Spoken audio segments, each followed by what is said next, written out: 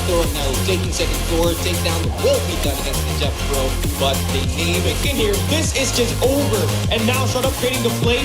Look at this, number 1 and number 5. The game continues. 226 and 147 underscore 0 from the game of it. Continues on. Saw it, but now, see, he's gonna push out one more time. I don't think he's possible. Still gonna that plant, but you know, Irfan J. He loves to play it messy. He spots the first player on the tax. Wins one. One more player to win back. But you obviously know, this is the Lions City represent. And then now, we're slowly converting those shots inside the game, but you see M4 being that devastator. Or it's gonna get a very efficient offensive hold there by AMT. It tried to B. Took them 9 lives to cost them here at this B control point. Now they're moving at the A. They might as well play this as a team deathmatch.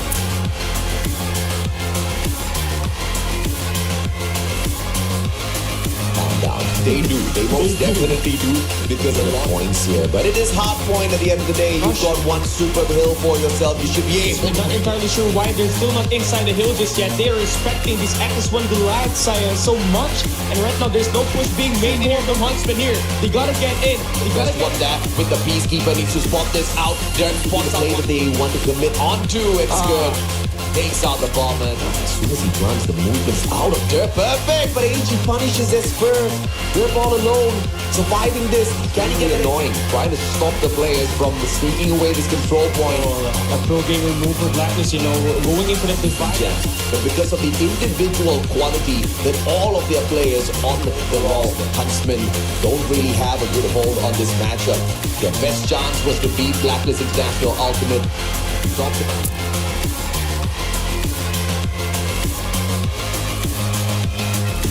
The maps out there on the battlefield because it doesn't seem like ADC in this game early initiation on this white warehouse, and here we go. Aimer right now. ADC Esports annihilates him once again. Scrap points, you know, not gonna be able to pick up at all, even though all odds are against the investment into the purifier. And this is just Lynx in the fight of their life, keeping it up. Right now is waiting as well, but traded out by Reed. Back and forth they go. Control point to take away the A control point out in the open. And ABC doesn't even care about the control point deathmatch and that A control point later on. That being one of the winning factors.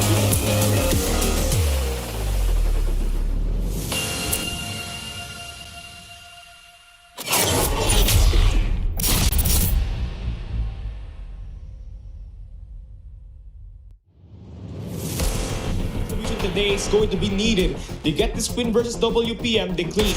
Right now, firing range is going to be kind of deadly in here. You get this speed to one has been left in there by the win that hit before and gets activated. Does and they're going to clear out and bully WPM Loki's badly. Take a look at the lead right now, 100 points for that next hit. And it's gonna hurt WPM Loki's the most in here. The Moors will continue on.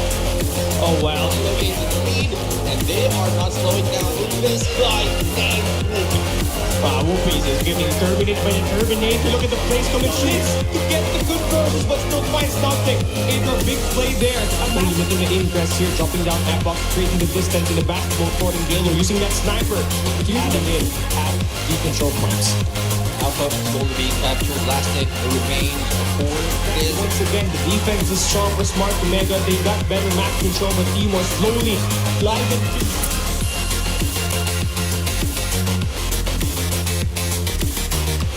One way to find it out again, when we head into this first map, a lot in here, they look to try to break the speed too. Frank on just got a perfect setup at this money hill, and if you are Junior Games, you should be able to 26 Junior Games, 4 more seconds, and it looks like complete. Might be able to get this. That go perfect timing there. Gunzi though will shut one player down right through the kitchens, and Gunzi, look at the great four. Lily's gonna be the top superstar here. Spots out the player. Turn it around, Lily! That's exactly that! Headshot of Gibran! Can Lily get the final kill? And you, with 14 seconds to go, means that Junior Games has gotten a bit calm down, Fred. Purifier, Ray and Leng Ji becomes fried chicken out there on the battlefield. Black throws it up as well. Red window for MGU and Junior Games look super serious to take this dub. One final one.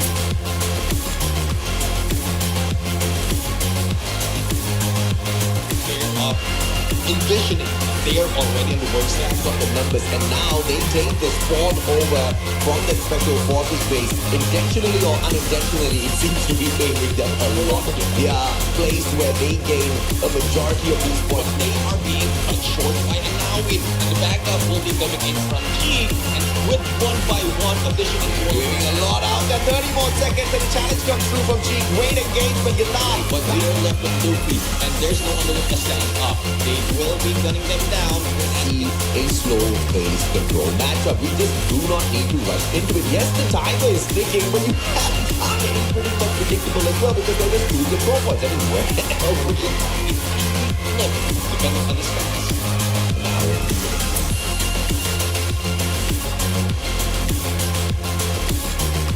Things are going to be kind of one-sided. Now, For that, but you need to win engagement as well. Gabby and Joe going with against that huge engagement, final 10 seconds is left with a 3-1 and ZZ already, and they win the initial hold. It was a good play from In here, with that 15-point log, ZZX with a total numbers advantage and gets Sky going to take the risk for ace, and now has to go with the point.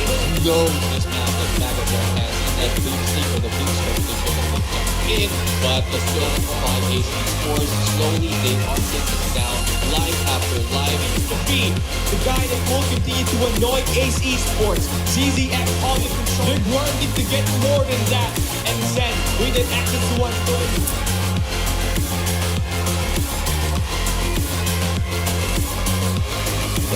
The 100% design. Is that inside this trap time? But Smart Omega, they're changing that P1 to P2 and hoping continues to slay where they unfortunately can't be on the hunt with the 1v1 battle for rotation. So that's just one way Your to advantage, wait, I don't know, but then not rated out by Candy. I tell you, Smart Omega really open stance and got it. He backs away. He's the little scat. to get the buffer control early to get go as they will be able to get the first blood in the second as well. Beautiful attack screen down upon the Smart Omega right now, and you see Whoopi already Exactly, something big edgy. They have the chance, man. Just an engagement-wise, just in the way. Disengagement between Indra as well as Lily. Who's gonna be able to win it out? Lily gets the shot. Indra, go back home, sit down, boy. 19 to 11. NTU still has it. well, that's been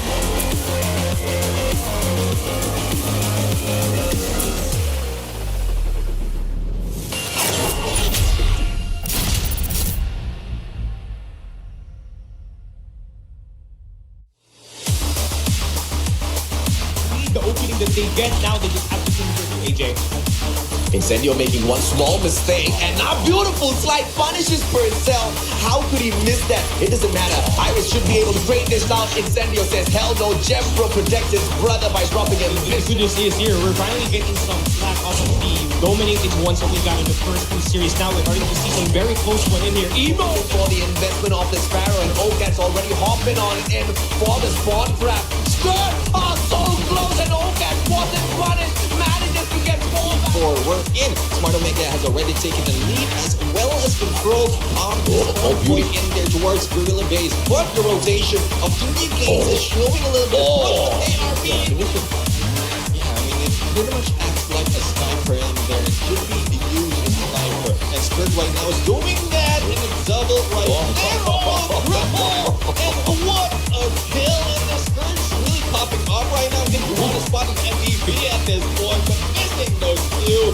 Well, looking in if we're going to hit one.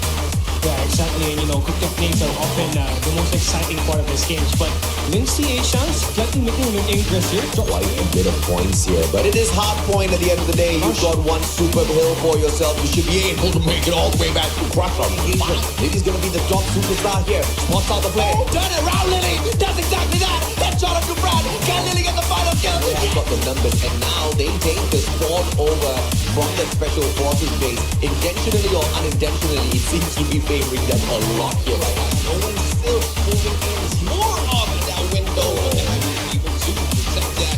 And MIB with that stab, stepping on to that field will be a miss for them. Good thing.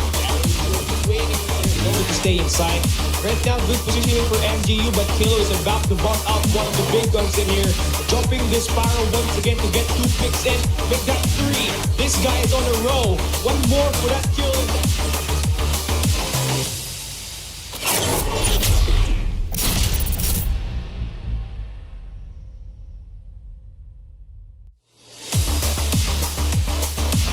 anyone. Yeah. And you're gonna stand a good chance. And that same exact thing works for the There side you of go. WDC free slot as well. But the first engagement here takes out a Naren from the side of WDC. Tin with the head drop, but that was not easy. Played the head lift to perfection. Good see. Bad bounce on the nade. And once that sneaked away the majority of points from this B1. And an early rotation into B2 where gunfights have to be won back to back. Jeff Pro steps up for the team.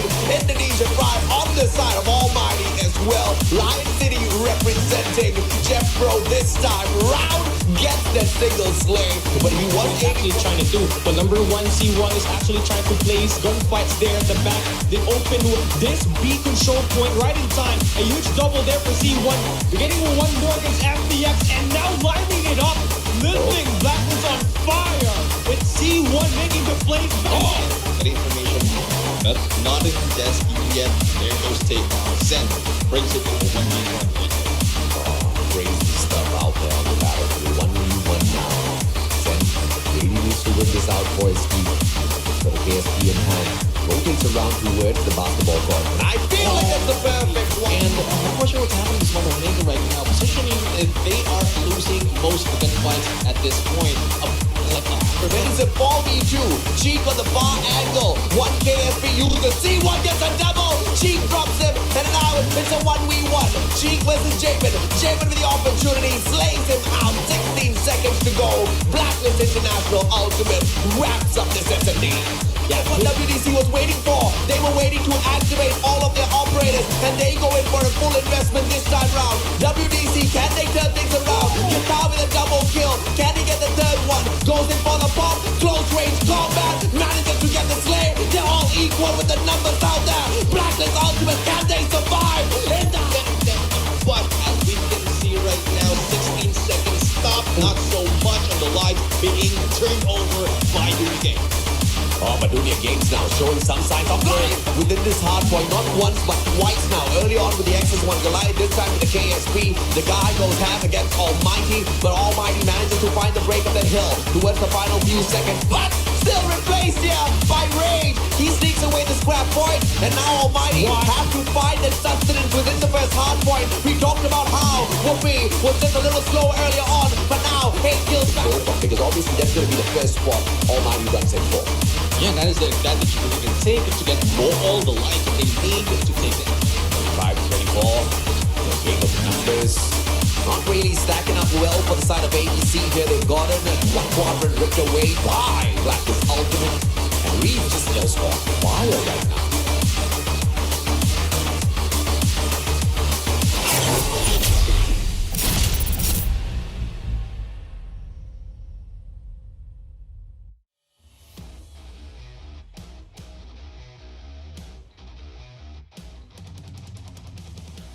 Away from this hard point, Almighty. This could be time under their belt. Heaven already 22 kills to his name, gonna get taken down, and the game is still not over. We're moving Not into yet. the next rotation. It's a battle we go, for Callie. spawns, a battle for that B2.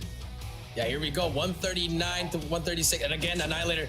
What? Oh my Jesus Christ. Flick gets the second one. Gets the third one. Clove. They can just spawn on top. Make them go one way. Let Jeff Pro handle the one at the back. And this is what we're going to happen. 4 down. And so far, Jeff Pro, he spots another play. ZZ. He makes them spawn there. Another good play coming through from Almighty. Let's see if they can get all this time. But so far, back-to-back hills, Callie. Just milking a lot of this time. I mean, Jeff Pro is doing a great job right now, dropping all these players as he takes his It's way. all We Almighty. also drop bodies in Oh the my game. God. Right now, this guy got rid of that. They will take 2 players in the B flag, and they will just get it 86 to 122. And for Divo Lady, they just need to get one more to just kind of have a chance to get this comeback happening through. And there we go, triple capture right now for Divo.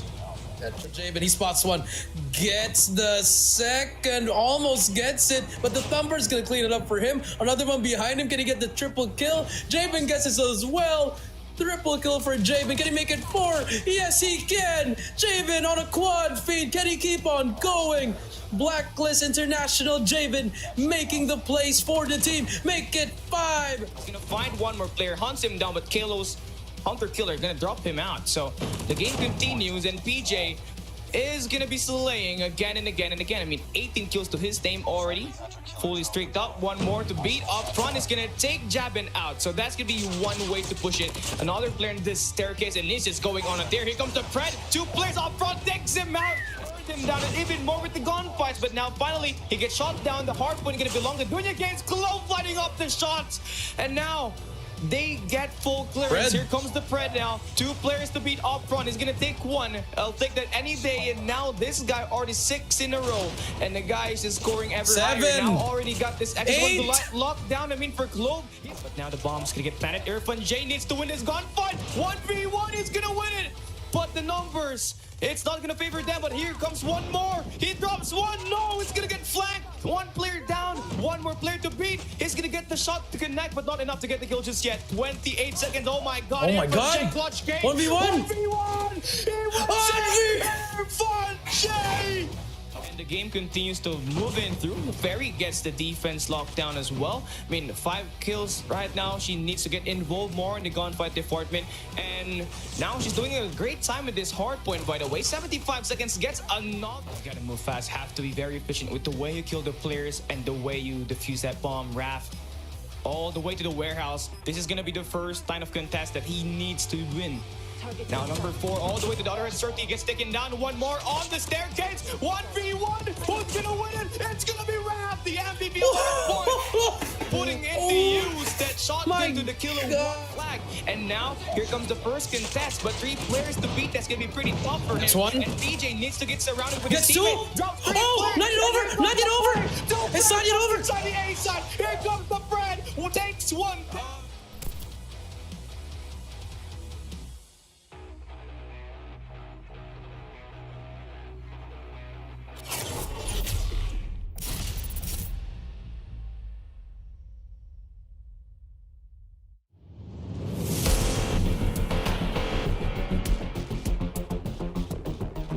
XDH have going into this hard point number 1 is they now already have Leading towards 10 kills at the very start of the time, but they're able to manage to bring it now. down. On the other side of the wall, has to anticipate 2 players, and he does that absolutely well with the KFC. Said you're making one small mistake, and now beautiful slide punishes Purcell. How could he miss that? It doesn't matter. The numbers shouldn't be much of an issue, and if you're not keeping it fresh, the pressure on Lynx, 30 seconds to get this gun, which is so dominant with all of the gunfights, was all. Very great man. Center, one guy inside of mid once again.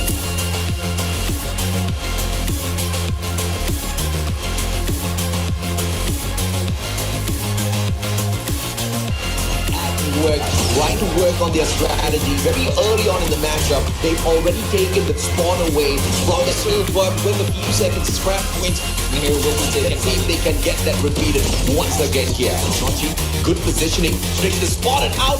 Goes in for the spray, able to fight back from the bomb. Has already been right now missing the shots, but the push is on the back up right there. That's on fire after that. ABC Sports are doing well so far. It's already. I mean, that gun is just absolutely. You're not gonna have anybody playing that extra bit of distraction, taking So away much more easier than offense when it comes to.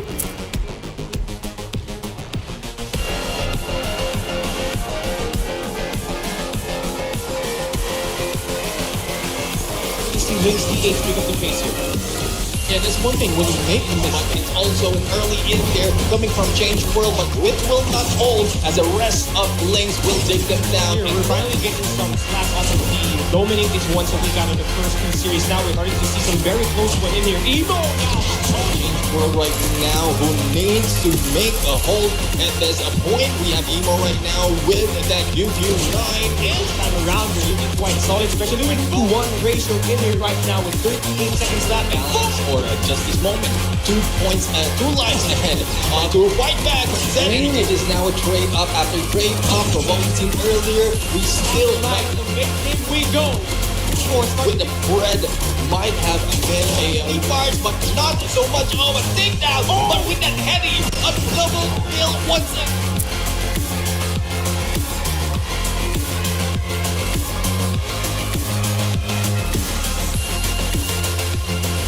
Price with the gun that I managed to spot. I don't know if that was a misclick fire. Irfan J is the only one playing, and A little bit of an offense, I say that Zen quickly takes the position to hold the spot for the Malaysian side. That's the kind of leaves. And you know, this was something that we talked about. I think this will continue on as Evan is still in there with Crush on the backstab, but a trade-off against Esper will be in the pocket. For the side of Huntsman, this is the kind of what gives you that extra bit of advantage. And as soon as the player back 3 kills now, can he get more out there? Not just an MSP. But and we have Crush right now going in for a rotation.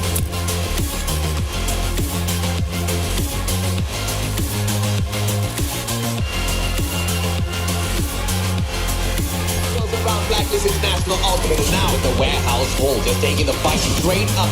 Look at the investments of the score streaks coming through from the Indian plan, and that plan is to take over the early hold onto B3. You can see the spirit in that trade, and has he's the guy on the side of number 2 in blue can have a good position, but Aimler's the one that gets the sledge. To take it out of there! Time is running out, Cali. And right now, the push comes to stop. Slowly and surely, getting this time to ultimate. They get investment off the Sparrow, and Okan's already hopping on it in for the spawn trap. Stern are so close, and Okan wasn't punished. Manages to get...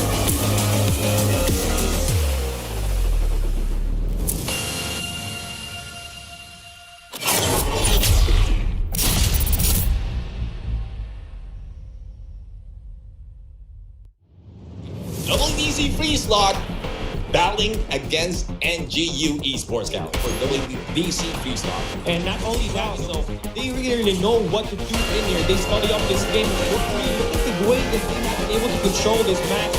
Now, they will continue to contest it and pushing up inside the point and spot the player on the barrels. They'll not be able to find it over it. So actually making the guitar more into that.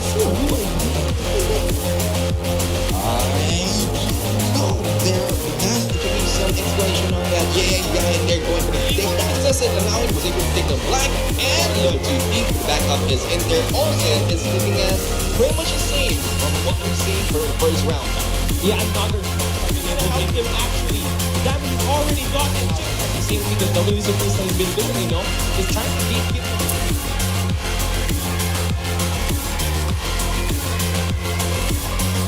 Are about to go down here at group stage number 2. Far away. 28 seconds, still a lot to contest for. But the players are looking down Blacklist International. They're going to have a great setup and a money hill involved. P5 already. Now Smarter Mega can go in for those rotations and focus on controlling that laundry side. And as you can see, 2 players pushing up already in run time. Look at WDC overextending into its donuts. But obviously, you know, we won't expect... Attack into. He needs to realize this. The position's eliminating the biggest problem out there. It's a little bit risky. Just depending on the backup by the way. Spawn trap enabled, but it's a good thing that Omega was able to defuse the situation. But just be so equal on the side of Love. We punish the players. Pick it up. Marius is securing off those markers as we speak. A 1 life deficit for Smarter Mega. And just a little bit of a marker placed on...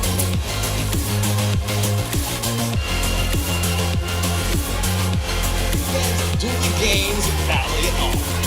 The players are weighed out in a match of S&D this time. Swooping down like a bird of prey and will be able to manage to grab it. Already taking the lead as well as control of this point in there towards Gorilla Base. But the rotation of 3 games is showing overkill for me. That might have just been a big mistake from the Indonesian side. And now, as the Goliath heads on over to be rotating around long from the side of Bassett, especially by a guy named Whoopi, as I say, that Zen gets drawn. Oh, Mistro.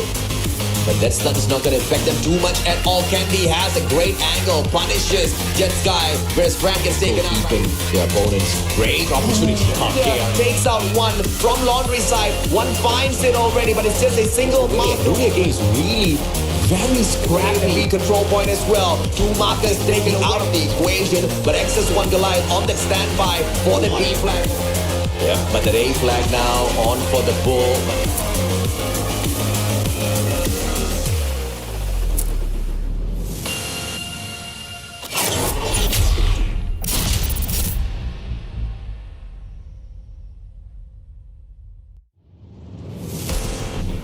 Show in here First game of the day, group stage day 4. Backs away slowly, wins the big gunfight. Fantastic play. Junior Games, they managed to hold on to this there. WDC Freeze Rock is moving into this game. A little time, but Leia will be in there as well. Perfect uses for Junior Games, but take a look at the spawns in here right now, the Fountains. Bottom left side of that map, they are going to be Ground, so they still have this advantage here. It's going to be very crucial. Two players are making their way, and now we're on the flank gets one. What will be trades coming through? See one with the first blood. Engagements are just being won over by C1. Back and forth. That B control point almost completed already, able to take this away from the Indonesians, man. They're just controlling this map and running circles around the side players.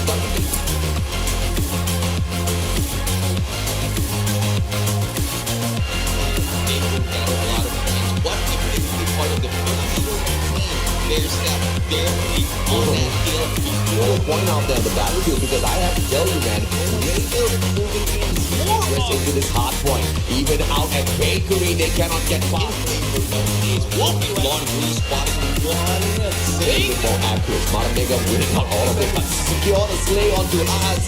And, you know, that... Yeah, and mechanical skills, you know, that's absolutely understandable.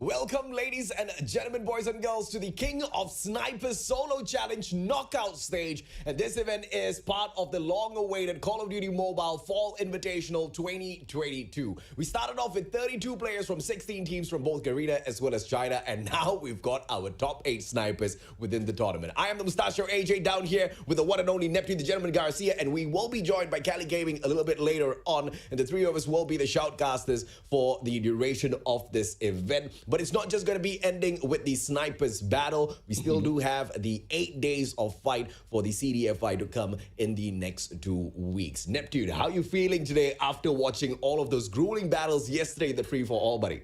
Yeah, I mean, I'm so excited right now because this is the battle wherein it's now a 1v1. Previously, it's a 1v7. It's very difficult really to gauge if they are best on sniper because they're not just targeting one, but they need to get away from a lot of folks as well. And this time it's just like a battle of strength and accuracy as well. Movement is a factor wherein I already pointed out that some of the players might be taking advantage of the movement, especially in this 1v1. Yeah, I love the fact that today's a 1v1 and not a free-for-all because, let's admit it, yesterday's free-for-all was one of the most chaotic events we have ever shoutcasted for. I don't even know how some of these players kind of kept their cool within those matches, right? You spawn out and poof, you're just gone, especially when you play at Crossfire. Nobody could really change from compound into compound. Everybody was just sitting down in their own little sniper's nest trying to pick each other off. And obviously, the strongest of them all from yesterday was the one and only Niluo, nailing 84 eliminations from the side of Q9. And Zai, he was phenomenal, not only in the group stage, but also in our breakout stage. The rest of the players, though, from the side of Garena seem to have struggled a tad little bit yesterday, Neptune. And today, the struggle continues. We only have, out of the 8, 3 players from Garena. We've got Zen, Whoopi, as well as Heaven, representing not just MSP, but the whole of Garena against the Chinese teams, against the Chinese players. And what's crazier is in match number 4, we have got a Garena versus Garena setup. Now, that's going to be heartbreaking as well as super exciting at the same time. Yeah, I mean, we are reserving ourselves yesterday for that main event because we are expecting them to be in the top. But this Yeah. time, like when it was announced, it was just too soon, bro. It Yeah. was just too soon that we are going to see Whoopi going against Heaven. But like, I think it has been a long time waiting. So it's too soon Yes. for this event, but it's long time waiting for both of these players because we have been asking who among these two are the best. Yeah, and we saw the comments, and even we were wondering, like, wait a minute, how is this just so coincidentally Garena versus Garena, right? You throw in the two snipers that the whole of MSP have been waiting for, the whole of Garena has been waiting to see in action out there on the battlefield in those one-on-ones, kind of put into a position to eliminate one or the other at the very start of the knockout stage, and it's just written in the books, man. It's just written in Heaven's books. No, not like Not the player heaven, but like the heaven. Because, when we went back and we looked at the scheduling, this was already predetermined, right? We had like A1 going up versus B4, A2 versus B3, B1 versus A4, B2 versus A3. Sounds random, right? Sounds super random, but that's exactly what happened, right? Whoopi, as well as Heaven, happened to be B2 versus A3. It was already predetermined, and these two boys just hopped into those slots, and now we've got an all-out blockbuster event for the fourth matchup, and that's not even the finals knockout matchup, right? But these are the maps here in rotation. Yeah, exactly. What you're thinking is what we are thinking. Stack Pine, Saloon, Docks, as well as King. All new maps, which is just gonna be all-out chaos. My question is, how well do these boys know these maps? Yeah, I mean, I would ask the same thing because there are some similar, but we are talking about how some of the maps are different as well. But for the teams and players who will be moving in on those maps for the 1v1 is Zai from Wolves, Zen from the Huntsman, we have Roxy, Aaron, Niluo, Mousy, Heaven, and Whoopi. So all the 8 right here, the ones who rose up to the occasion from yesterday's free-for-all and is going to go on a 1v1. But going back to the map, AJ, I mean, we've seen so far before when it was a hype on a 1v1, especially when the duel came out, that Stack and I think it was Stack and Docs, or I think it's King, which is similar. So this might be a good chance for us to find out if this selection of the players, Stack and King, might be the same tactics, or the same tactics will be used for these two maps. I'm curious to see exactly how or who camouflages at Pine, right? Because Pine is just like the open forest kind of a setup. Yeah. And there are no bans on skins, I believe. They're just bans on weapons. So it just really depends on exactly which player model skin you use to hop on into that map if you happen to play on that map, because you literally can disappear, be one with nature. Yeah, like if you pull out the Grinch out there, you will be hiding out a corner. You might not be seen, but like the only downfall in there is the red tags in in your shoulder. Then that's the only thing they will see. So it's like you're wearing the Grinch with the Christmas lights on. Yeah. If you remember that. So we're looking at the players right now. We are seeing Zai on our screen, and they're prepared. I mean, they are ready, and I'm looking forward to how they will play this time. And Zen right now is in here. I'm really, really happy that Zen was able to step up in that game and representing Malaysia at this point. And it's MSP. Like, we have Heaven, we have Whoopi, as well as Zen in there. All regions from Garena will be representing Garena. Even before Zen joined the Huntsman, he had already been on my radar for the longest of time because of how stellar of a player he used to be. He has been one of the best captains the Malaysian scene within Call of Duty Mobile has seen in such a long time. This guy is so level-headed, he's so focused, and he's so determined to prove that he can be the creme de la creme in the Call of Duty Mobile scene here in Malaysia. And I feel like he's already there. I mean, look at him. Look at this guy sit down and wait to take on one of the best from China right here, right now. I couldn't be more proud to be Malaysian. Zen makes me proud, and I wish him all the best, but I know that this is not going to be an easy matchup, man. Zai's insane. Yeah, I mean, Zai with a scary stare, you can see right now. And he is coming from the first rank of from the previous level. So it's a first to the fourth rank on a different group. So we'll have to find out how well will Zen be able to do this. And there, as we asked for it, it is Zai who makes the first kill. Played Modern Warfare. This was one of the first few maps that I tried to master on Modern Warfare. I gave up on the game before I could even master the map. No, I just suck, man. I just cannot aim for to save my own life. But Zen, on the other hand, this guy, he knows how to turn things around. 2 eliminations so far, and it looks like it is a race to 5 by the looks of it, with Zai getting the first 2 eliminations. Zen, on the other hand, circles around. Just behind the tires, Zen is playing this as patiently as possible, not going in for those slips and slides, just locking on a corner and waiting for Zai to show himself, because he did try to get aggressive a couple of times and he was punished for it. Zen finally hits one back, and this is perhaps the start of something new for the Malaysian Warrior. Yeah, and then there you have it. Catching up with a second kill in there, tying it off at a 2-on-2. But I love how the movement is by Zai, especially as he is like using the ZRG. It's more mobility from him compared to the right tech that is being used by Zen, and that might explain why Zen is just staying still, not really going for that mobility as Zai is trying to get away. But there goes the peak, and there goes the third kill for Zai. Yeah, Zai, this guy is just phenomenal. It's a sidekick at best, but Zen, just a little quick with that flick. It's all equal now. It's amazing to see Zen keep the pace up and kind of not allow Zai to dominate the way Zai has been dominating this competition so far. Zen's not allowing him to run away with it at all. But Zai, just a little too good, man. This guy is psychic on another level. No joke whatsoever. His game sense and his map awareness is just a step above Zen. But no matter how good he is, Zen does not allow him to run away with it just yet. And now, final elimination. Who gets it? And we'll have to find out. There goes the miss coming from Zai. But again, coming from Zen. Flick will not hit. Zen right now has the visual, but Zai makes it. The first round will be Zai in this 1v1. Yeah, that's just insane in terms of how Zai managed to do that. I like those mini fans, man. I need to get myself one of those.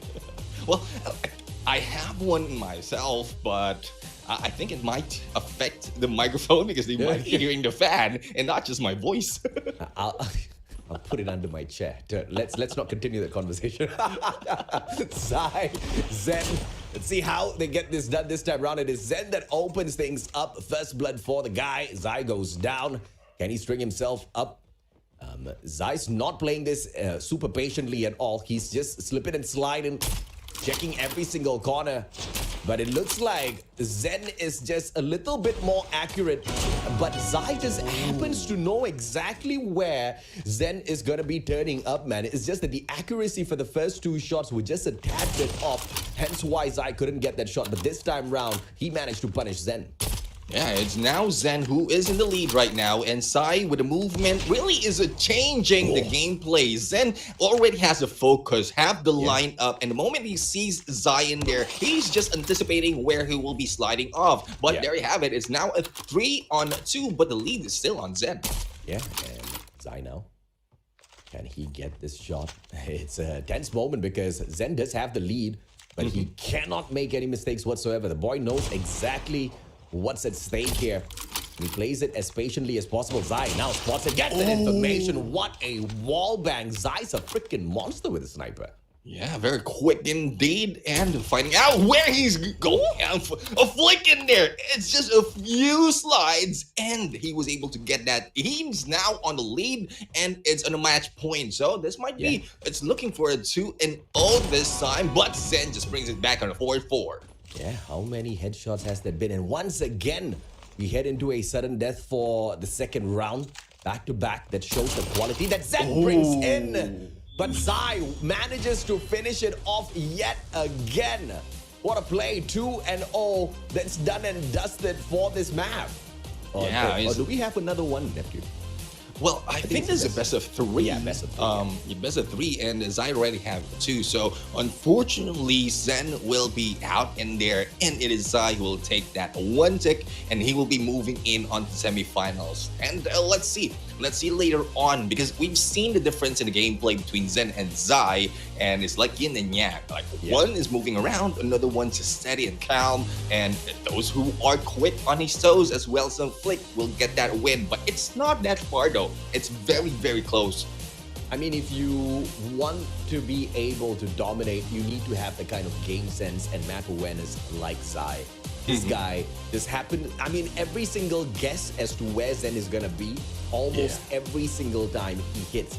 And the first two rounds in the second round, where you did see Zen kind of take the lead a little bit, it wasn't because Zai just did not have that awareness on point. He knew where Zen was going to be. It's just that the accuracy of the first two shots kind of fell short.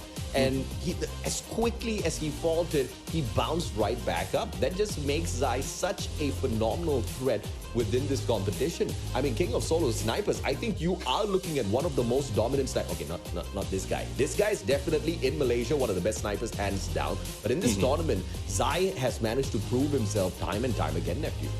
Yeah, I mean, and this is where the adjustment will be coming in. We were talking about in background, we're in from the free-for-all, it's good for you to use a weapon wherein you can be steady, like what we were seeing from Zen right here. But in 1v1, you need to be a little bit more agile to get away from, especially if you take a peek and miss those shots, you'll be able to slide away and reposition yourself. And that is where Sai was taking advantage of that. He knows and he has been reading Zen that he's not moving around that much, and Zai is doing the other thing, the opposite of that. Thus, he can move around, reposition himself, and keep his eye on the prize, which is the head of Zen in that game. That's something that, not a lot of people have been able to kind of master overall. And if you look at Zai and his average KD, he stands at 1.36. Guess who beats him at this 1.36 KD?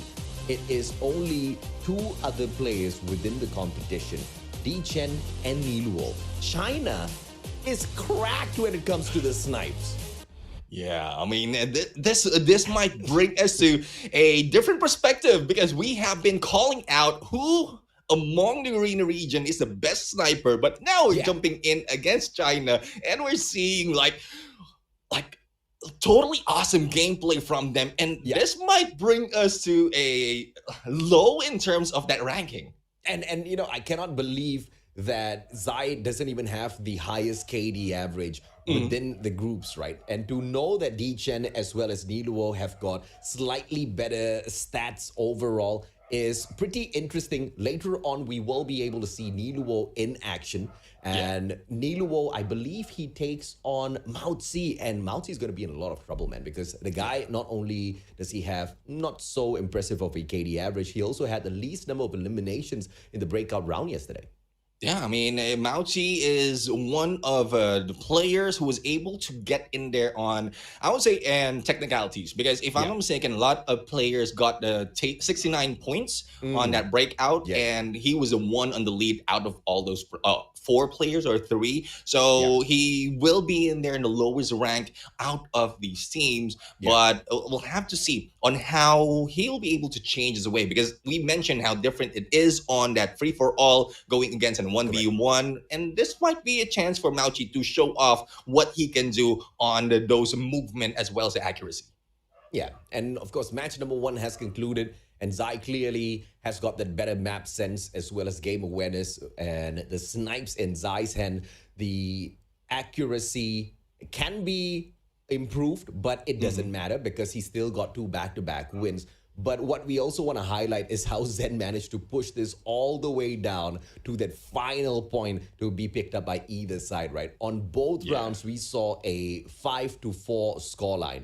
And that just proves that Zen really is one of the best snipers out of Garena. But, just being the best out in Garena here isn't going to cut it, man. Isn't going to cut it in the solo sniper challenge. If you want to be the king of snipers, you got to prove yourself. And what better way to do it against the guy who has been dominating this competition from the very first day in terms of total eliminations. Zai has been a monster, but if you can tame the monster, Neptune, can you imagine the kind of confidence that'll give you to kind of carry on the rest of this knockout stage?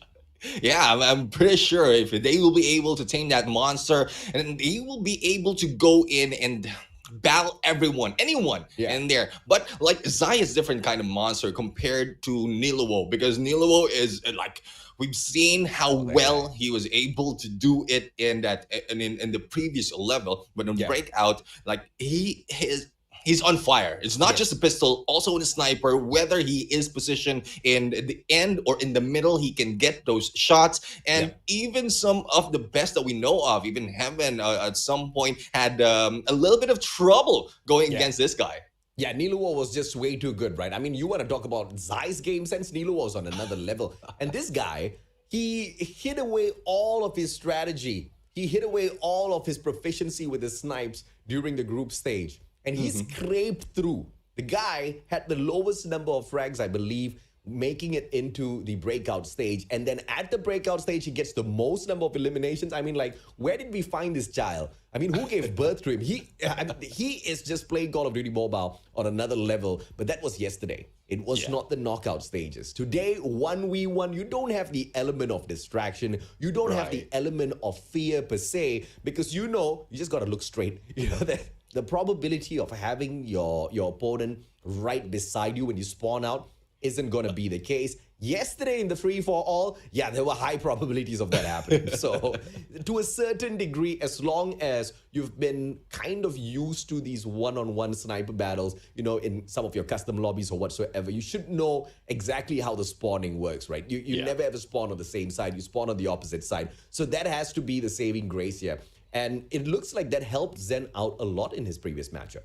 Yeah, I mean, if Zen will be able to anticipate whether it's only left or right or middle, but in that map, especially in that map, the middle is a little bit covered. So if you don't have that side on left and right, you can anticipate that he's just creeping in from the middle. But the movement of Zai really made it difficult, because we've seen Zen miss a couple of shots in there from the first round before they started off, or he started off heating up. It was a 2-0 starting off, and that is when Zen is just warming up. And when we went in onto round number 2, it was Zen who's on the lead. But again, Zai is a different breed of sniper. He can slide, he can move around, get away from those shots, and then hit back that quick. Yeah, let's look a little bit at some of the statistics in here. Zai, overall yesterday, he averaged 27.5 eliminations, which is like, bro, come on, insane. It was the race to 30. And if you're averaging 27.5, there's something wrong with you. Okay, you got to put that sniper down. You cannot play in this game because, you're disqualified. You're automatically like ranked king already with the number of slays that you're picking up there, right?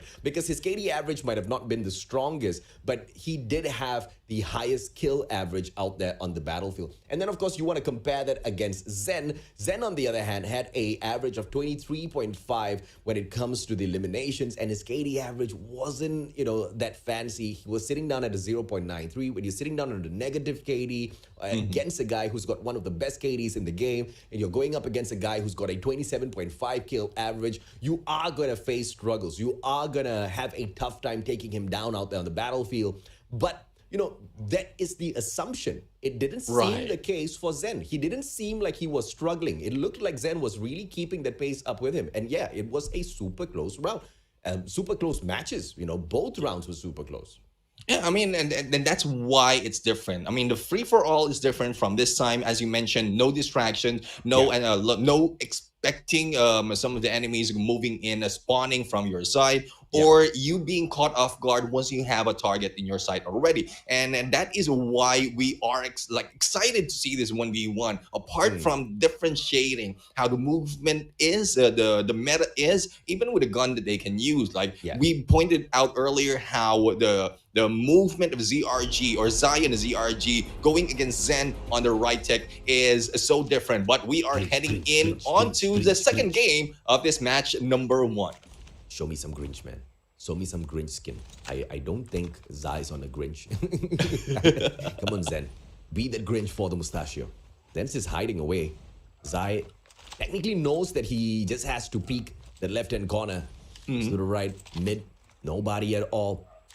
And Zai knows every single spot. And Zen, on the other hand, is just being super patient. And I like the strategy from Zen so much better because unlike Zai, who's trying to peek all three angles, Zen is just kind of holding on to one tight little corner, looking left and right. But this time, Zai manages to catch him a little bit off guard, and he gets that very first elimination.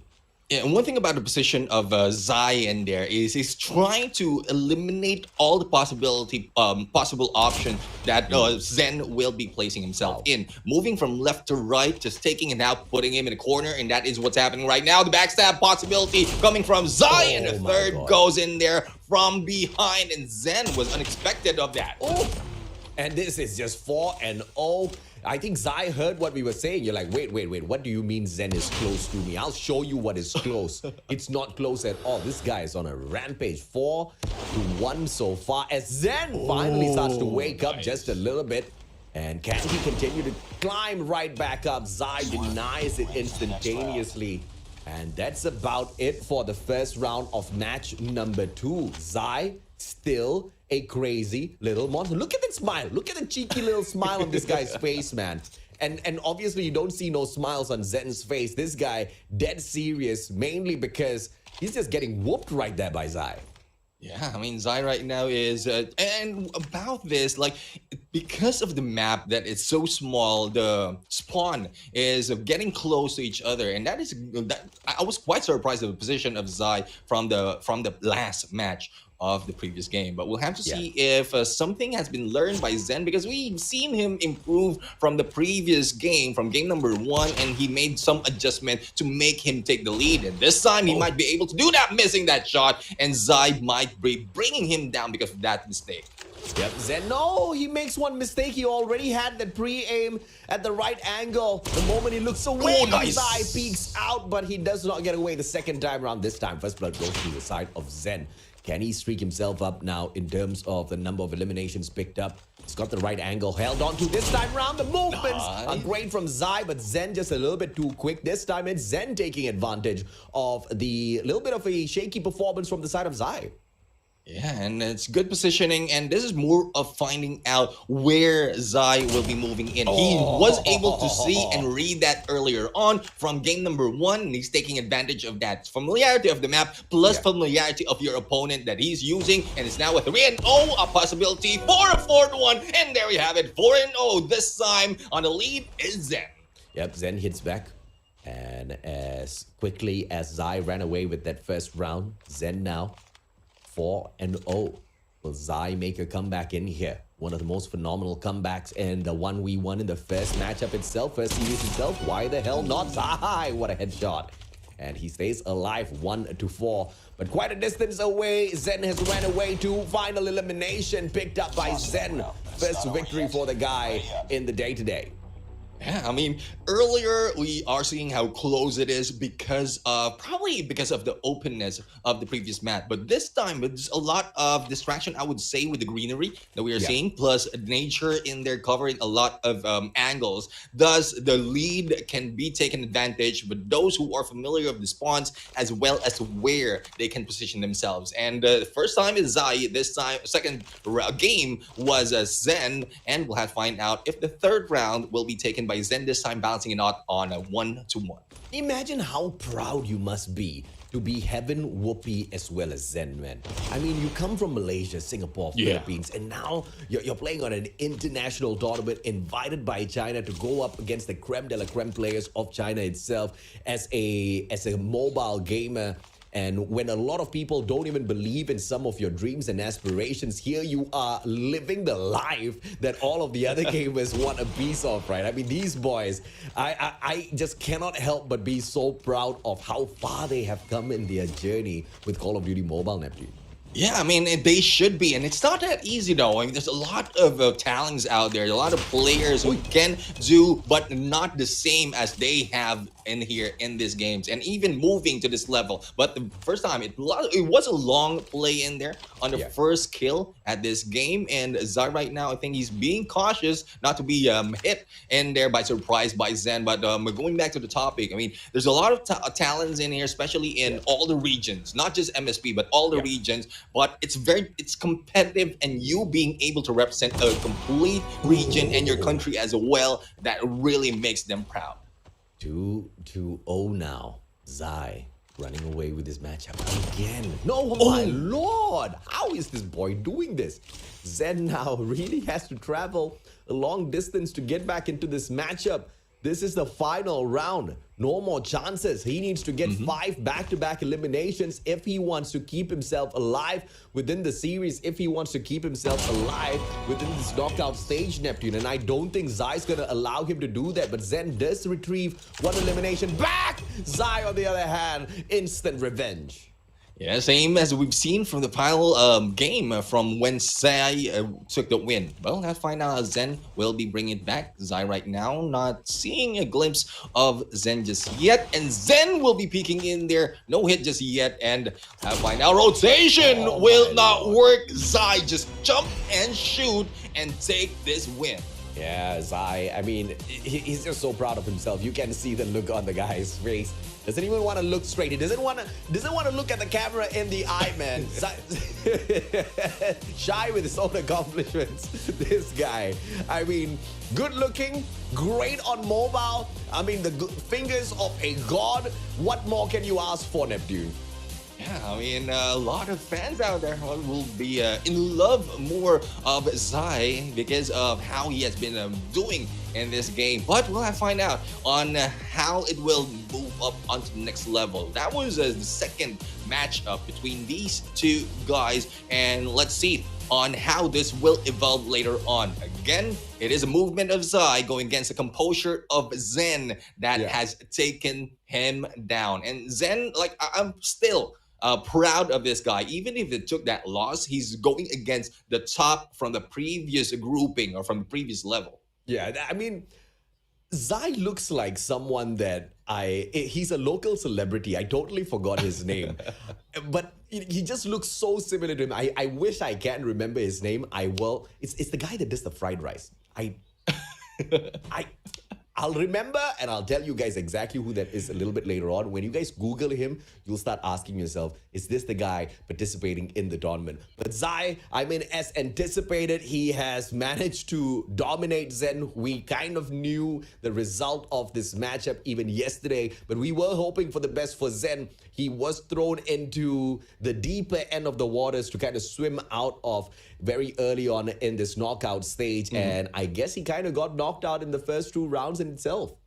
Yeah, I mean, but it's still a great challenge for Zai going against Zen, because we've seen from the first round it was so close. This time he was like, Zen was able to turn it around on the second matchup, on second round from that Pine map. But Zai is just so well in understanding the map as well as positioning of Zen that he can anticipate where he's going, especially on that spawn from that side. So 2-0 right now. Zai is still on the move to be the king of snipers, moving in onto the semifinals. Uncle Roger, that's his name, Uncle Roger. Bro, I don't know. Okay, you guys better Google Uncle Roger right now and tell me he does not look like Zai. Or Zai looks like Uncle Roger. It's one of the two, okay? But I tell you, this probably is Uncle Roger's nephew or something, because Zai is gonna be as popular, if not even more popular than Uncle Roger by the end of today. But congratulations to Zai. He's managed to move on through to the next round. Unfortunately for Zen, his journey at the solo sniper competition kind of comes to an abrupt end in the hands of Zai. But I have to say, man, I mean, dominating rounds from Zai, but Zen really kind of earned all of our respect in those first 2 matches. Yeah, I mean, it's not just one-sided. Though it is a 2-0, when you go in match after match, it's not just one-sided. It is Yeah. Zen who was able to turn it around. It just so happened that Zai is a little bit more better in him, especially with the accuracy and with those quick flick. I mean, Yeah. even once Zen makes those misses, that's when Zai just takes advantage of that. And Yeah. like he knows that he needs, like even Zai knows that he needs to be careful because Yeah. Zen knows positioning, and it's only those few millisecond of instance that he can fire back that he needs to take advantage. Yeah, and I think the map awareness from the side of Zai was just a little overwhelming, and Yeah. Zen just couldn't keep up with it, right? Because every single time Zai wanted to peek a corner, you're most definitely going to find Zen on the other end. It was all about how well could Zen hide away and how long could Zen hide away. But I did see Zen trying to throw Zai off of his gameplay here by trying to cut across the battlefield and take a CQC with the snipers. Wasn't the best of idea, but even then, Zai did not fall victim to that strategy, right? He just whipped out his right tech and he just went pop, pop, man. 2 back-to-back shots.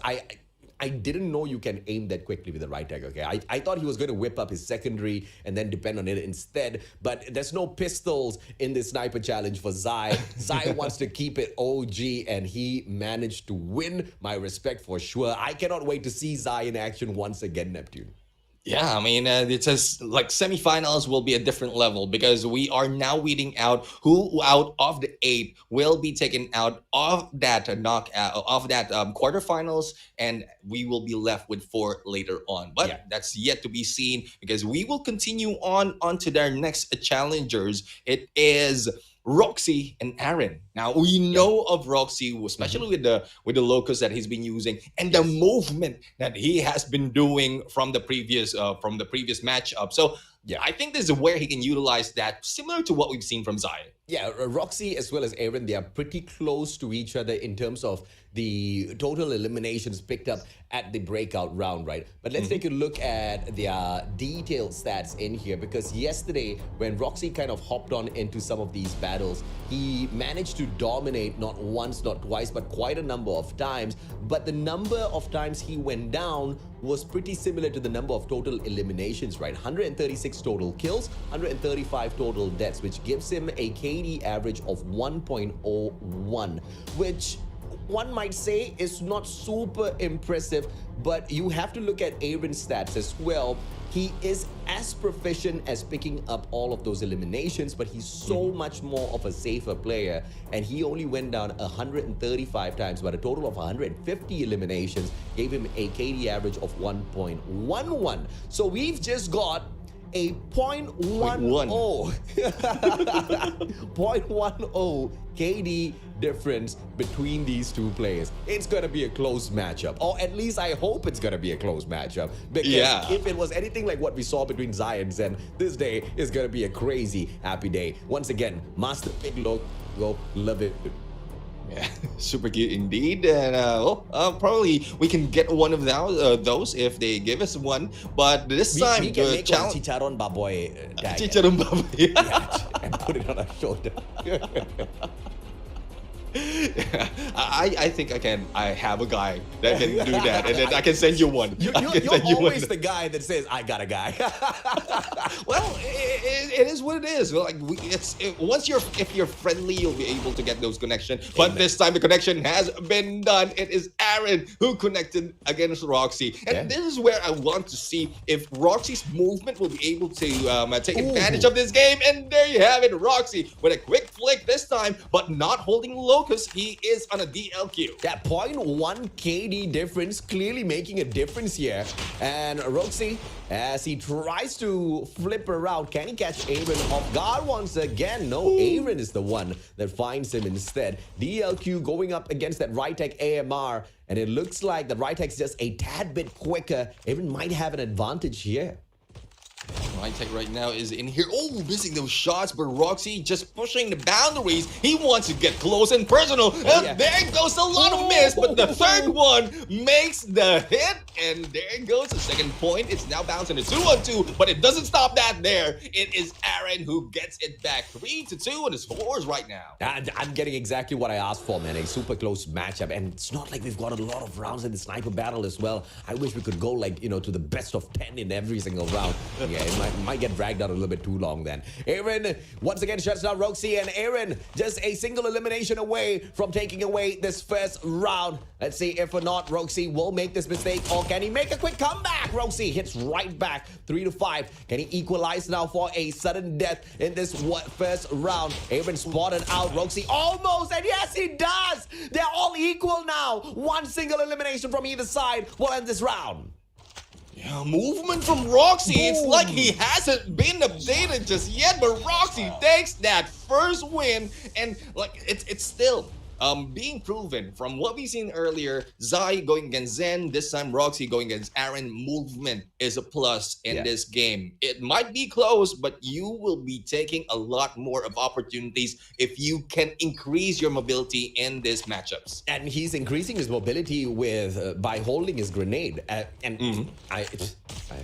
like that strat, man. I really do. Aaron, on the other hand, tries to get away from Roxy, but just too quick, man. This guy, his movements too solid. And when you're just slipping and sliding like Roxy, there's no way you're not gonna be able to get all of those shots whilst dodging the shots from your opponent as well. But Aaron manages to find one right back. Beautiful wall bang. Roxy caught off guard. Aaron now has got the right angle. Roxy steps away. Good slide. And that's a safe move from Roxy, but he doesn't get away from Aaron the second time round. That headshot makes it all equal. I love how Aaron is just buying time in here, not showing himself when Roxy is spawning. But there you have it, with only a few of that head, Roxy was able to take that, and it's now a 3-on-2 in favor of Roxy. Just waiting game right now on these tires, but the flick will not work. Aaron might have this opportunity. Drop shot will not work right now from Roxy, and Aaron takes him down. It's now balanced in the 3-on-3. Yep, 3-on-3. Aaron, see if he can catch Roxy off guard once again.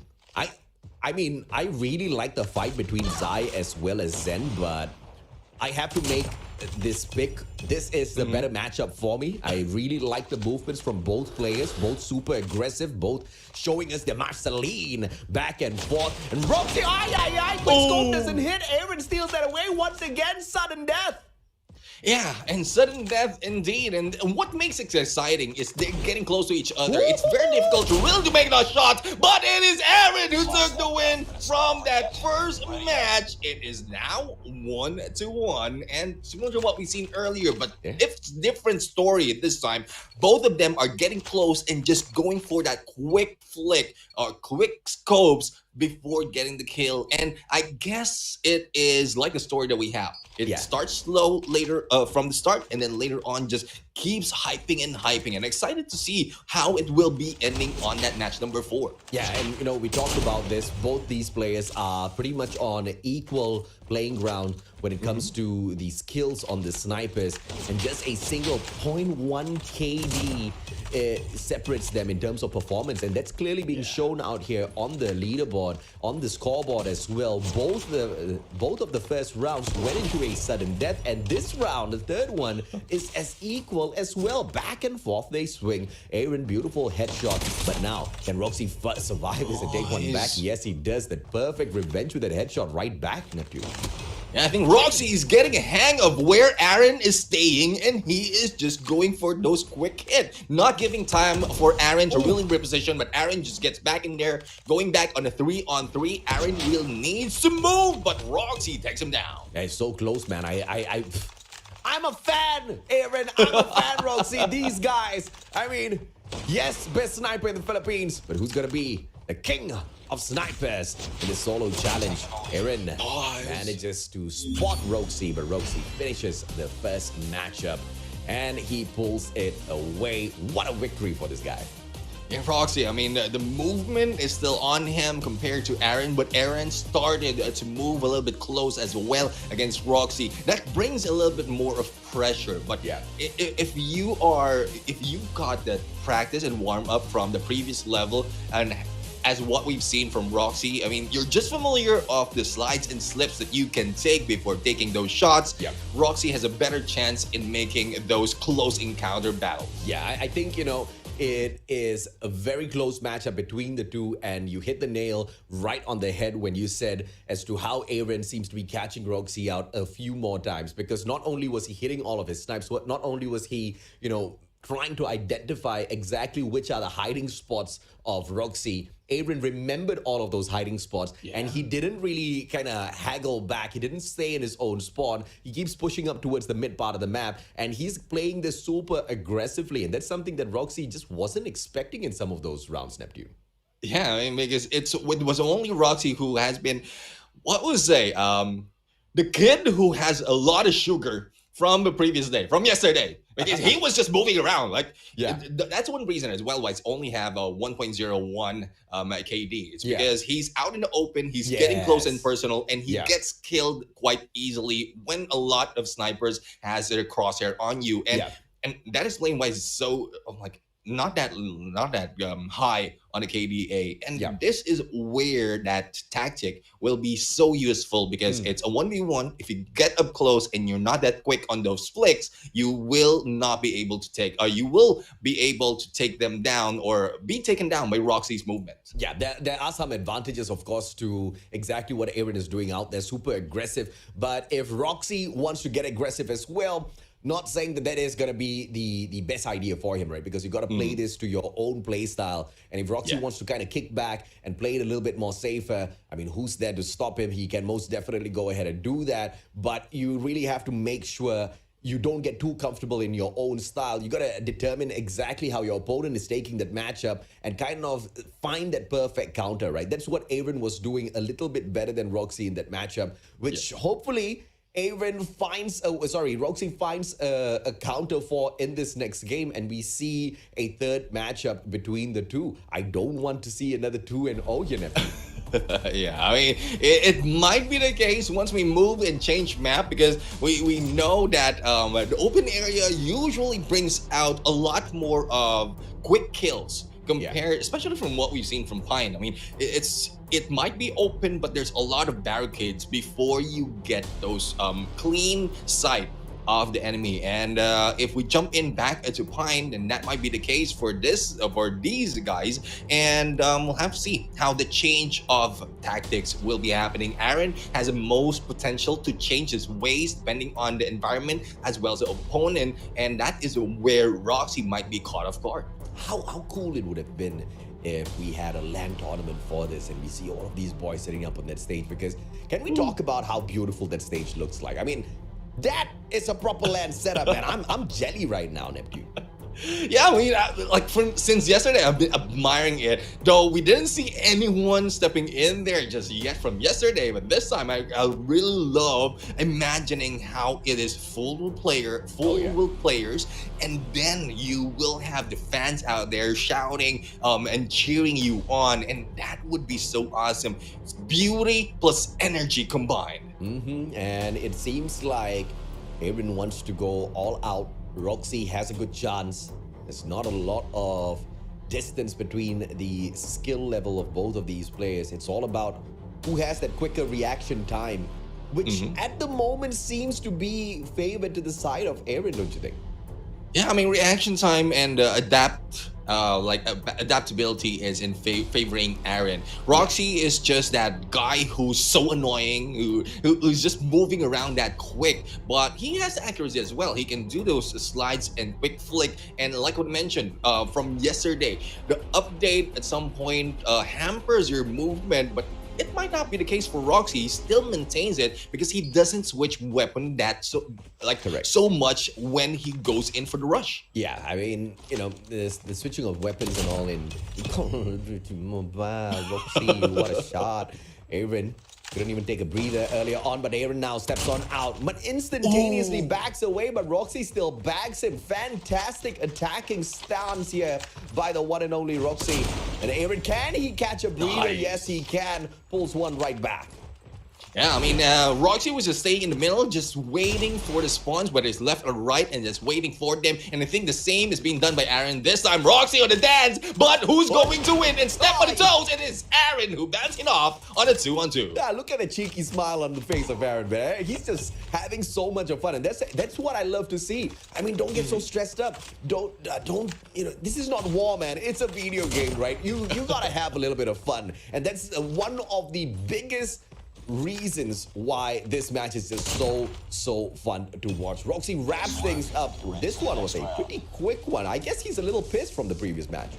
Yeah, because they want to go in and bring it to the close, like face-to-face battle. That is what we've seen from Roxy. Aaron earlier just pulled up a little bit, but once he saw that Roxy was taking advantage of his position in the middle of this map, he just went in and stepped into play as well. But this time, it is Roxy who's taking that lead, and we'll have to see if Aaron still go for the same gameplay, taking both ends off the sides. Roxy missing those shots with those rocks covering Aaron and hit Mark. That might be the miss. Aaron will not be able to make that kill, and Roxy takes him down. And it's so difficult to make those movements, especially if you're hit already, thinking that you're already down. But here comes Aaron, bringing it back 1-1. And no scope hit there for Roxy, and Aaron pulled one back, but just for Roxy to take the lead immediately, instantaneously shutting down Aaron. Roxy is on a roll. He's on fire. Pine belongs to this boy.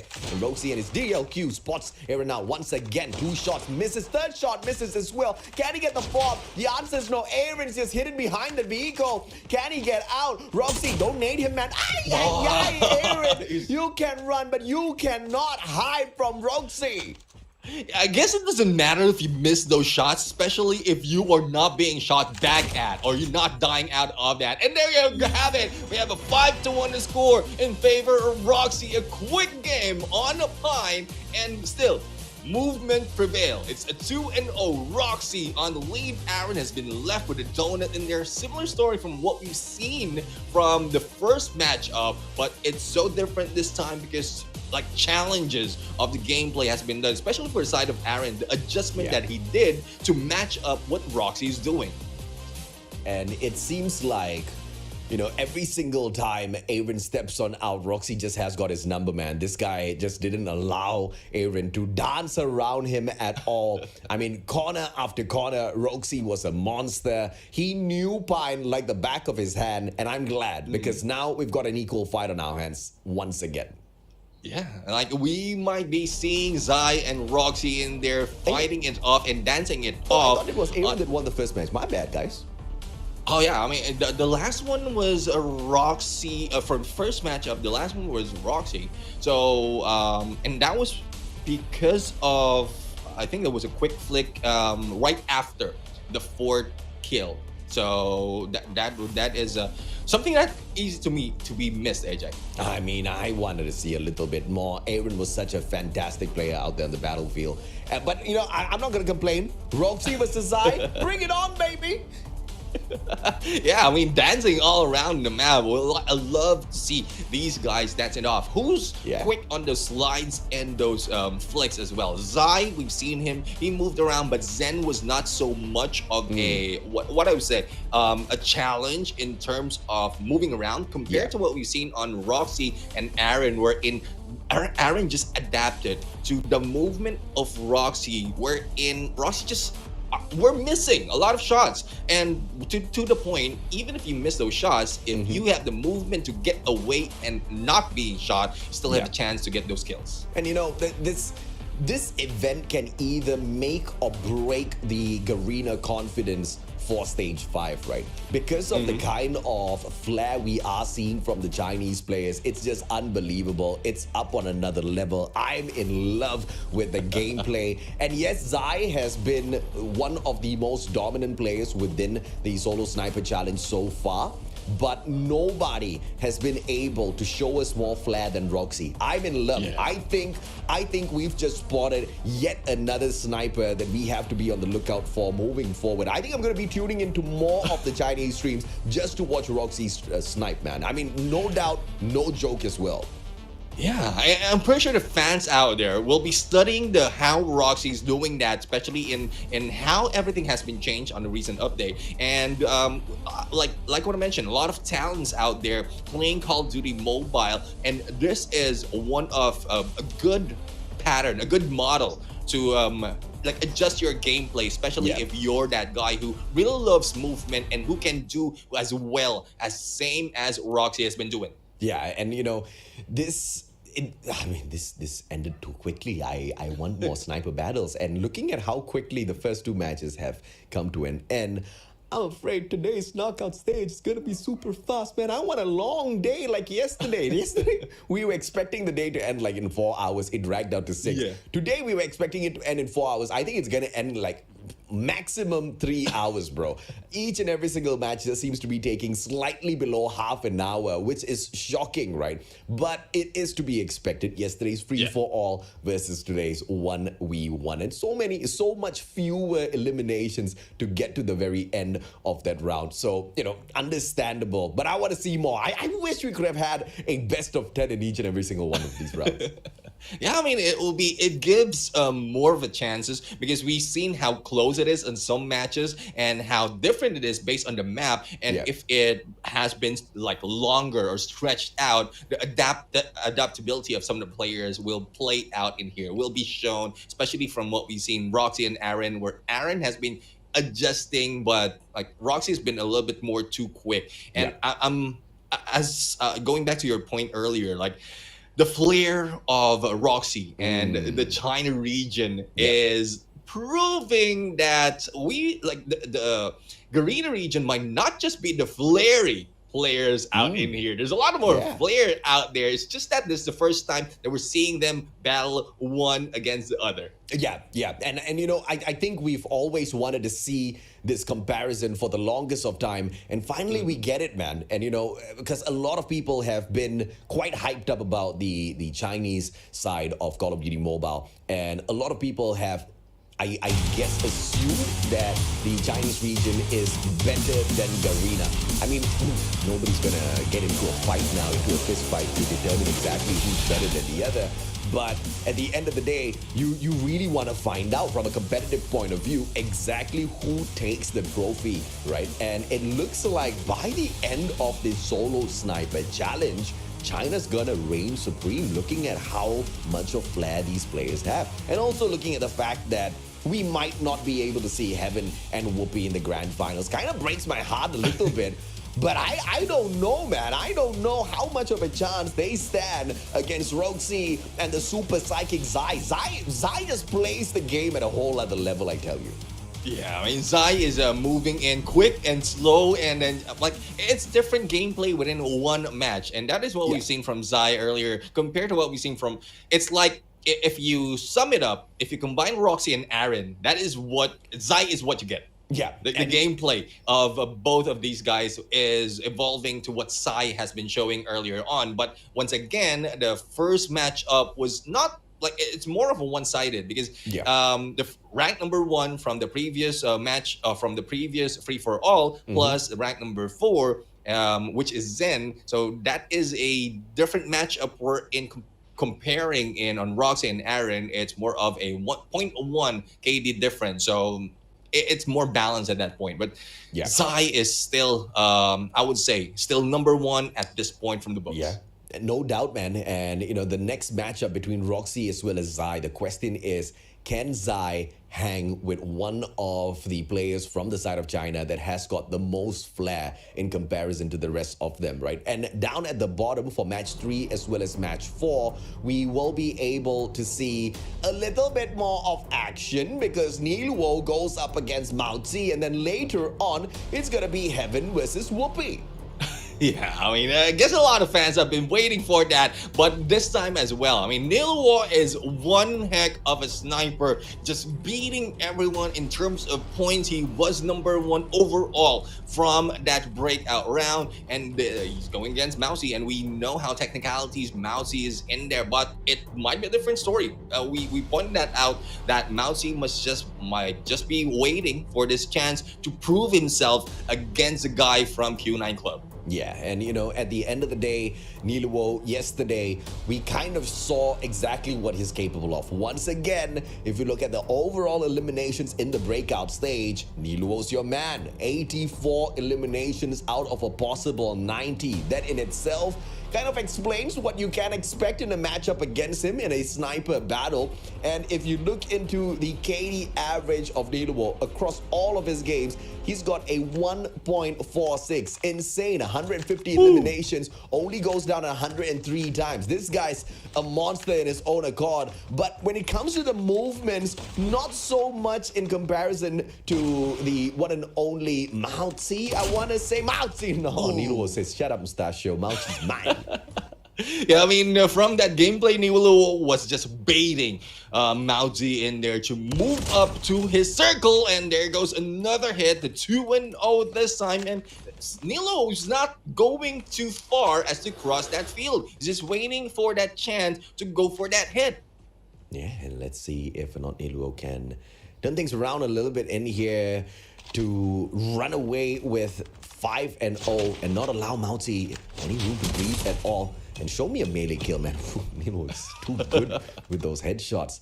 I mean, the speed of response, his response time is unbelievable. Moutsy now from cross. It's yet another shot from Niluo. And there is just no way in hell Moutsy's going to make his way back from this. Or will he? Right-tech AMR in hand. Circles around. Guess what? Nobody's home.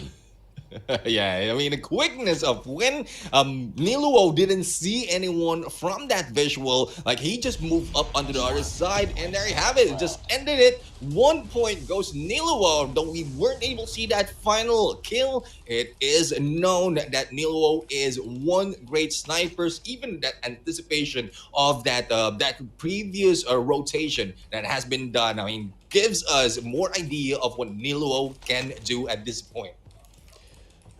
Niluo now 0-5 earlier on. This guy was on a roll, 5 eliminations back to back. Moutsy, on the other hand, almost about to cry himself a river. Let's see if he can make his way back. But Niluo, man, I tell you, the response time, once again, every time he's Moutsy managed to get away, but he steps right in front of Niluo right after, and he gets his 6th elimination.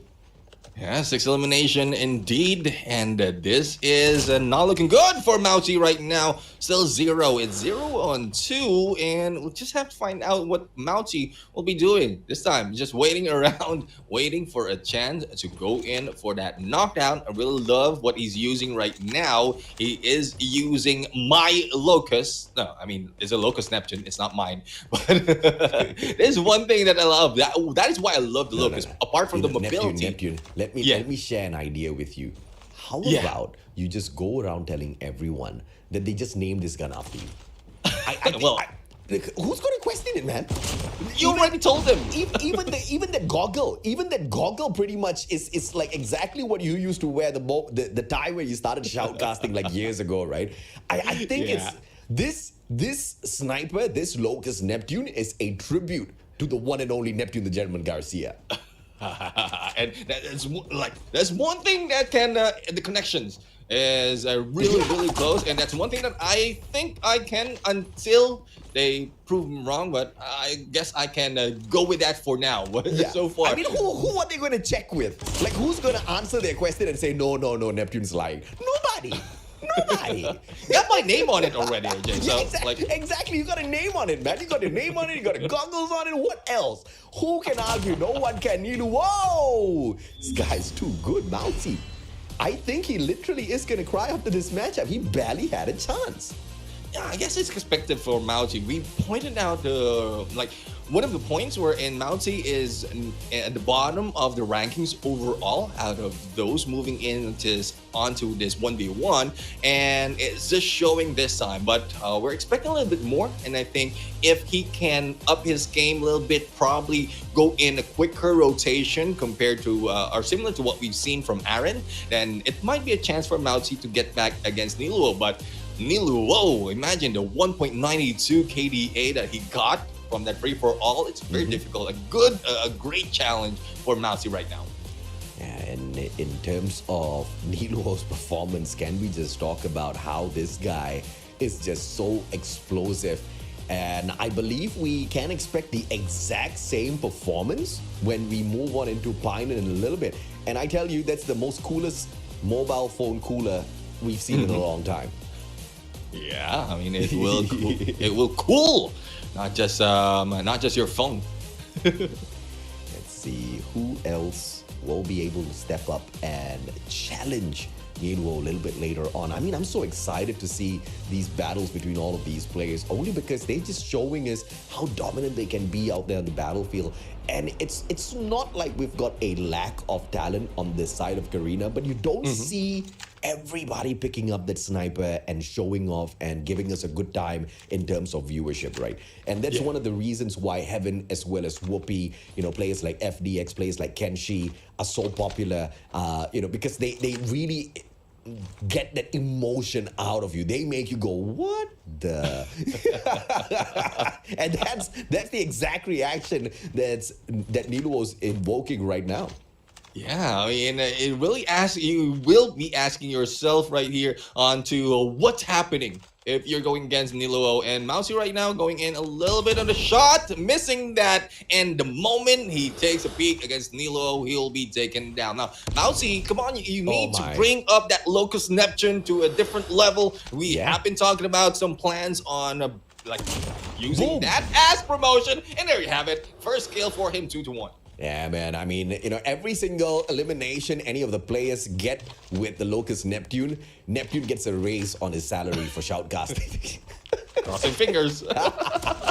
Mousy, hit mark. This time Niluo doesn't finish things off just yet. Mousy, gets stuck, but Niluo once again misses. Mousy, finish it off, and he finally does. 2-2. Yeah, and one thing about a Locust is this is one of, compared to what we've seen, Roxy was using a DLQ. If he has been using a Locust where in mobility is more, higher, he will be able to move a little bit faster. And I think that is where Mousy is varying on. But this time, it's side 3-3 compared to the previous one. It's gearing towards Mousy at this point, especially as Niluo has been caught off guard in terms of position. And I would love to commend the China CODM scene right now for just their creativity in terms of map picks, their creativity in terms of how to set the excitement up for CDFI, right? Come up with this solo sniper battle, solo sniper challenge, and get all of us super excited to watch out for some key players within the tournament. What better way to kick the event off? CODM China, I'm not only in love, I'm going to follow your streams religiously moving forward. Yeah, I mean, a lot of talents, a lot of great ways to promote as well as to excite the fans out there. Not only players, but also how well things are, that beauty. And we've seen the stage in there. A lot more might be happening, especially if we've seen more of the battle. But Niluo will not give a chance to Mauchi. But AJ, I mean, still props to Mauchi at this point. He played this a little bit better compared to the previous round. And yes, it was slightly better, but Niluo's still a friggin' monster that is just unstoppable out there on the battlefield. Niluo, just toss that bomb and get yourself DQ'd or something so that Mauchi can move on forth, man. Because there's just no way Mauchi's going to be able to win this 1v1 on this sniper battle. The skill gap here is just a little bit too high. Niluo missing the... No, he doesn't miss. He gets the hit mark. Clips him on his shoulder, almost takes him out of the equation. Mauchi now recovers. Once again spotted out by Niluo, gets that extra bit of information, but can't take him down just yet. Head glitch played to perfection by Niluo. Mauchi, super aggressive, but pays for it with his life. Yeah, I mean, it's a good cover being taken by Niluo right now. Mauchi has no choice but to move up and up close in there. But Niluo is taking advantage of that position, getting into the middle, just anticipating the spawns that will be taken. And once you're in the middle, because of the chances that the opposing player will be moving on the other side, the middle part of this map brings it a little bit closer to each other. Yeah, and now Mauchi from across. Niluo, can he take this? Yes, he does as well. 3-1. Niluo, this guy on a roll. Mauchi just can't find a break, can't find a breather. Mauchi now spots Niluo out first, but the reaction time for Niluo to get away is just too supreme. Mauchi slain. Final elimination for Niluo. Will he finish it off? Mauchi says, hell no, stays alive. Stays alive indeed, but the slide. Oh, Nilo just missed that. Only a peek, but there you have it. With the movement, rotations, and the slide, there goes the kill, and Nilo gets the win. I cannot believe how quickly this day is moving on. And, if there's one thing that we can take away from the solo sniper challenge is the fact that we in Garena need to start getting super creative. Oh, okay. Not we in Garena, because we can't speak for the whole of Garena. I think Garena Indonesia does a fantastic job with their scene in terms of how creative they are with their tournament format. I mean, they run marathons with their tournament format, man. Why? For MSP, I think it's high time we started getting a little bit more creative. We started looking at some of these other scenes, some of these other regions, and taking their best elements and applying it here as well, man. I mean, look at how exciting this event is, Neptune. Yeah, I would agree. I mean, this is anticipation. We have been waiting for the stage 5 to happen to see who is the best of the best in this. But this time, it's region against region. They will be able to see who's the best in sniper as well as between region. It's a good step coming from ZDM and Garena to bring it to everyone at this point before stage 5 happen. And I remember your comment, if this continues on with other regions as well, stage 5 might just be a similar story or similar level at that point. And now, after 3 back-to-back 2-0s, we get to match number 4. Potentially the match that the whole of SMP has been looking forward to throughout the start of day number 2 in this solo sniper challenge. The King of Snipers solo challenge knockout stage, match number 4, has got 2 supreme snipers. In the name of Heaven from Almighty and whoopee from Smart Omega. Take a bet, Neptune. Who do you think is going to walk away with the dub?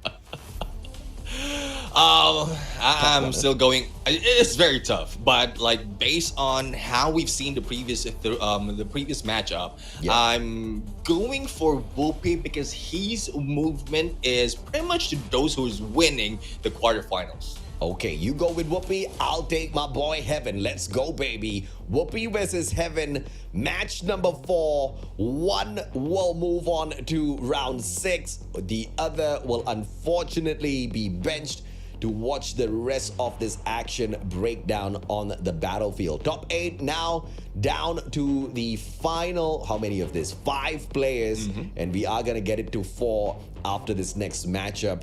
And I once again, either way this match goes, I'm gonna be heartbroken, man. Both of these guys I wanted to see in the finals, but you don't get exactly what you want all the time. And although I like them purely because they are from the exact same server, I'm starting to fall in love with some of these other players more and more. And if there's one player that I thought I was in love with Roxy's gameplay, and then out comes Niluo. and Niluo now is I think maybe on rank number 2, Roxy's still holding the number 1 rank for me. Yeah, Roxy, with movement plus how well he positioned himself, he can easily make it to the top. Niluo is somewhere in between. But I would say Niluo and Zai is somewhat in the same level. But Roxy, with how he's playing, with how he's rotating, it's still so annoying for me. Especially, I'm putting myself in the shoes of those who are going against them, and I'm already feeling the annoyance when you face off against Roxy. Yeah, I mean, dude, just the replays from Niluo, man, once again just shows what sort of a deadly sniper this guy is. Reaction time supreme. Aim with his crosshair. His crosshair placement is just absolutely fantastic. The majority of his shots, all headshots. And just when you thought that we had seen the best of him, we head on into Pine, where Mousy showed signs of life, only for Niluo to slap him right back down to earth. He brought his confidence right back down and grabbed the victory. But 3 back-to-back 2-0s, I tell you, that was something I was not expecting. We thought that the top 8 was supreme enough to not allow the best of 3 to end prematurely with just 2-0s. But it just seems to be that even though we've got the top 8, within the top 8, the skill gap is still pretty huge, Neptune. Yeah, it's pretty huge, but the skill gap for the next matchup will not be that huge. This is where we will not be expecting a 2-0, and it will be a great disappointment if that happened because, like, Yeah. two of the best snipers from the Garena region, from the MSP, will be stepping in against each other. The matchup, the battle, though this is not in the finals, this is just a quarterfinals. This is a matchup that has been waited for a long time, especially us casters. Yeah, and I think, some of the guys in chat are worried about the ping and all.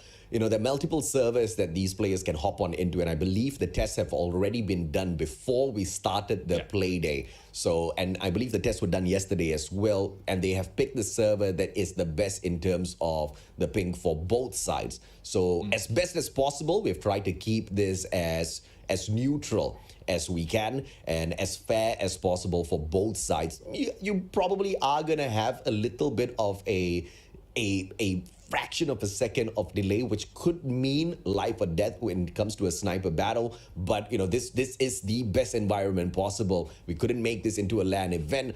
I think maybe the next time around, when we see how successful, if this show is super successful, we might just end up having this exact same CDFI Season 2 LAN event, man. And that's why we're asking for the support of everyone in the chat and those watching us right now. If you share and bring this to a different level in terms of viewership, then we will get those numbers. We'll be able to hit those numbers and make those things possible. Like viewership of this kind of events, though this is not like a major tournament. This is an invitational. And if this pops off really big, a lot more of invitationals will be happening. It's not just online and offline. A LAN event might be happening as well. Yeah, I'm actually quite surprised to see the viewership kind of struggling. I wish we can see a little bit more from the audience. So if you guys don't mind, please do hit that like and make sure you share this broadcast. Be super active in the comment section as well. We really want to help these players. We really want to help the broadcast as well achieve greater numbers, because dude, the better numbers we hit, the more action we get, the more confidence the organizers get that this is the kind of show that they have to run over and over again. Exactly. I mean, this is the first time that we're seeing an invitational between two regions, and if the numbers will be on a different height and or probably similar to a major tournaments that we've seen so far in our own region, then it will continue on. But those continuing on, we are seeing the turnaround being done by Whoopi after being taken down the first hit by Heaven. So it's a DLQ from Whoopi right now being used, and I think it's a ZRG being used by Heaven on the other side. Mobility is more favorable for Heaven at this point, but the damage is more into that Whoopi hit. Yeah, and you can see the vast difference in terms of the range capability as well as the movements between the Chinese players as well as the Garena players. You don't see a lot of flair coming out of Heaven as well as Whoopi at the moment. But Heaven has never been, super well known for his movements, right? This guy is a monster when it comes to the accuracy as well as his game sense. His game style is very similar to Zai. And that'll be quite the fantastic match to watch, actually. Zai versus Heaven. That's something that I'm looking forward to. But now 3-3, super close matchup between Heaven and Whoopi just proves, and it basically confirms how close these guys are when it comes to the skill level.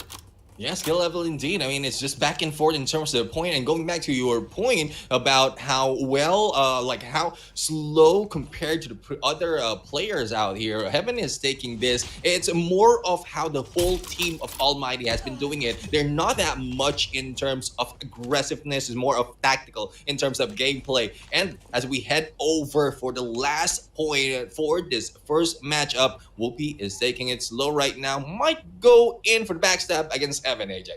Sudden death. Both players playing the hard scope really hard. No puns there. It's just, it is what it is. Heaven spots Whoopi. That shot doesn't connect because Whoopi backs away, repositions. And that's something that you have to do. But he jumps right back into the crosshair of Heaven, and Heaven sneaks away round number 1. Yeah, that's 1 point for Heaven this time, and 1 goes to AJ as well. Still, Whoopi and my bet is still looking for that next matchup or next map.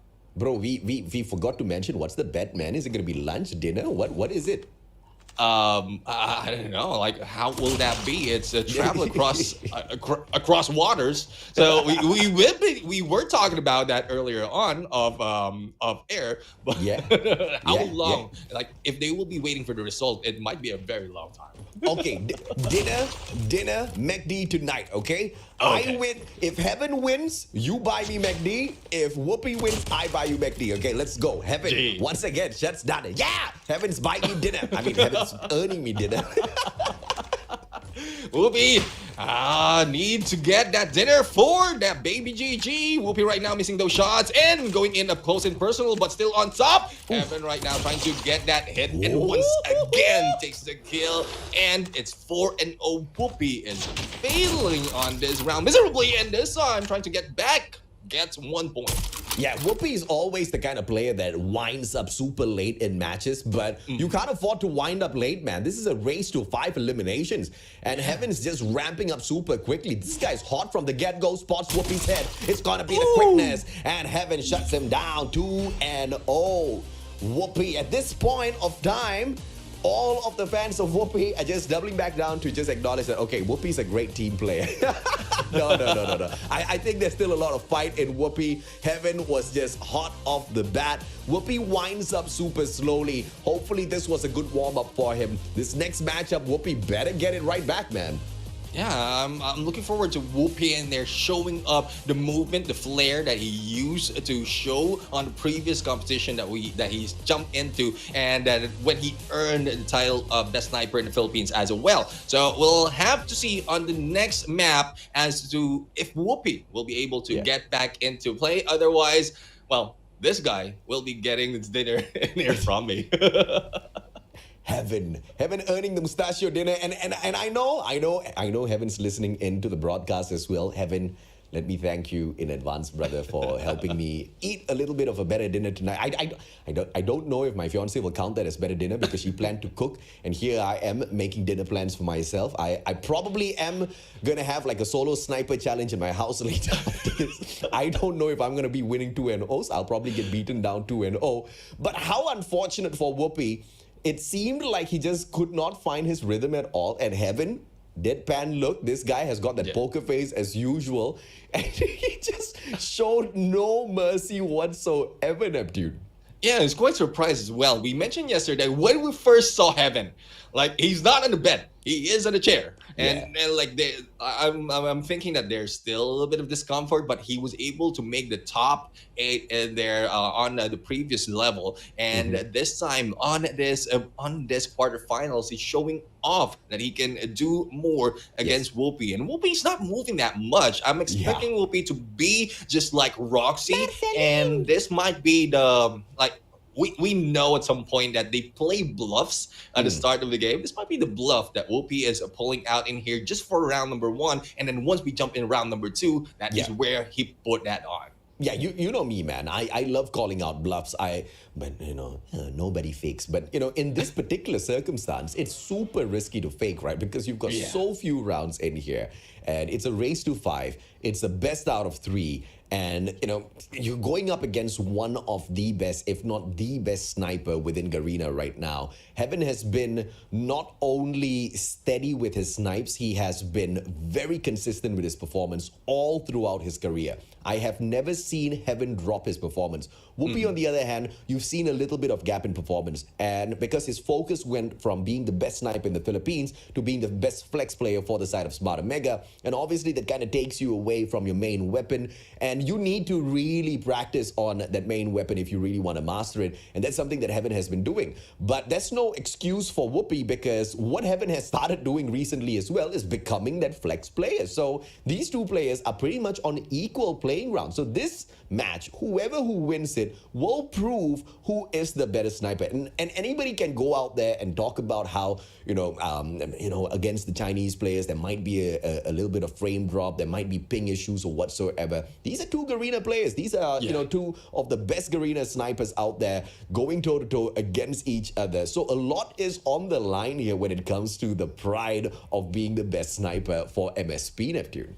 Yeah, and this battle has been going on for a very long time. So this is Yeah. the first time that they have been stepping in on the Correct. same stage. Yes. It just so happened that they're stepping in on the same stage, both at sniper, without any backup from the rest of the team. Because, Yeah. like as you mentioned, I mean, Whoopi has been doing well, especially with the team backing him up. Same goes with Heaven, and the gameplay, the game style differs depending on how you move as a team. But now going in solo, it might change because of the points that you mentioned. They are working on flex because they want to focus on helping more for the team's perspective. This time it's just themselves. So we'll just have to find out if they will be changing their ways or probably rewind back to their usual ways and show more in the gameplay that they can put out.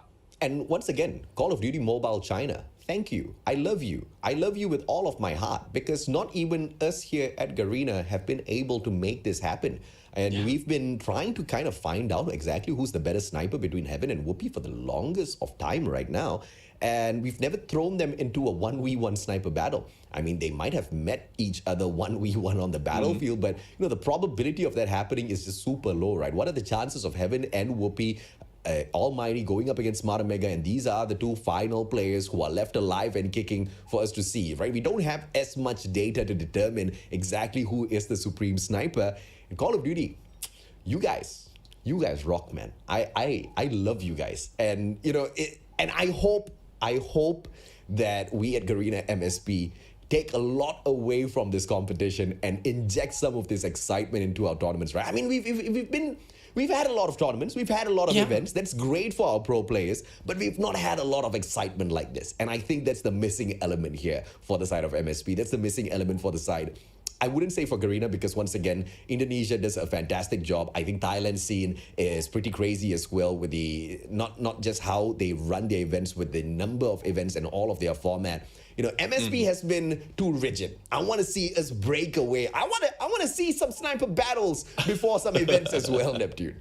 Yeah, a lot more. Like, not only snipers, but also like we have roles. We like previously on other competitions, other tournaments, like the game has changed so much in terms of production that we have already set some roles with the players of each team. So probably role versus role, not just snipers, but snipers, like sniper versus sniper, is really exciting because it's just one shot, one kill, a possibility that can bring you that win. But for other roles, like what if we have like LMG going against LMG and you are putting these weapons on like your snipers, the mix and match of everything in game plus every talent that you have, possibility for us to increase more of like the excitement in these games. And that is where the fans out there can bring more of that to the scene, because if you give that much of support and effort of liking and sharing the stream, then we might be able to get more of that. Yeah, and we truly will appreciate that, right? I mean, obviously, it doesn't put more money into Neptune and I's pocket, but it will help these players get a little bit more screen time. It helps them build a bigger fan base. It helps the game grow. And when the game grows, when the viewership grows, all of us win within the Call of Duty mobile community, right? That's exactly what we want for the community. So if you guys don't mind, please do hit that like and share this broadcast out. Call as many people as possible to tune in to check out exactly who is the king of snipers within the solo challenge. And I mean, let's make the statement first before we head on into the matchup. Regardless of who picks the win between Heaven and Whoopi, it really, I mean, you get a little bit of bragging rights, but you don't get eternal bragging rights. Just because you're better today doesn't mean you're going to be better tomorrow. Just because you're better tomorrow doesn't mean you're going to be better the following day. Everybody works hard on their stuff. Everybody, every dog has its day, man. Every single dog has its day. Today, it might be Whoopi, it might be Heaven. It doesn't really matter. But what matters is you never give up on your dreams. And as long as both of these players continuously strive for their best of dreams, I think Garena's the biggest winner at the end of the day. Call of Duty Mobile is the biggest winner at the end of the day. I mean, the fans might get a little emotional with the support that they have for their own player.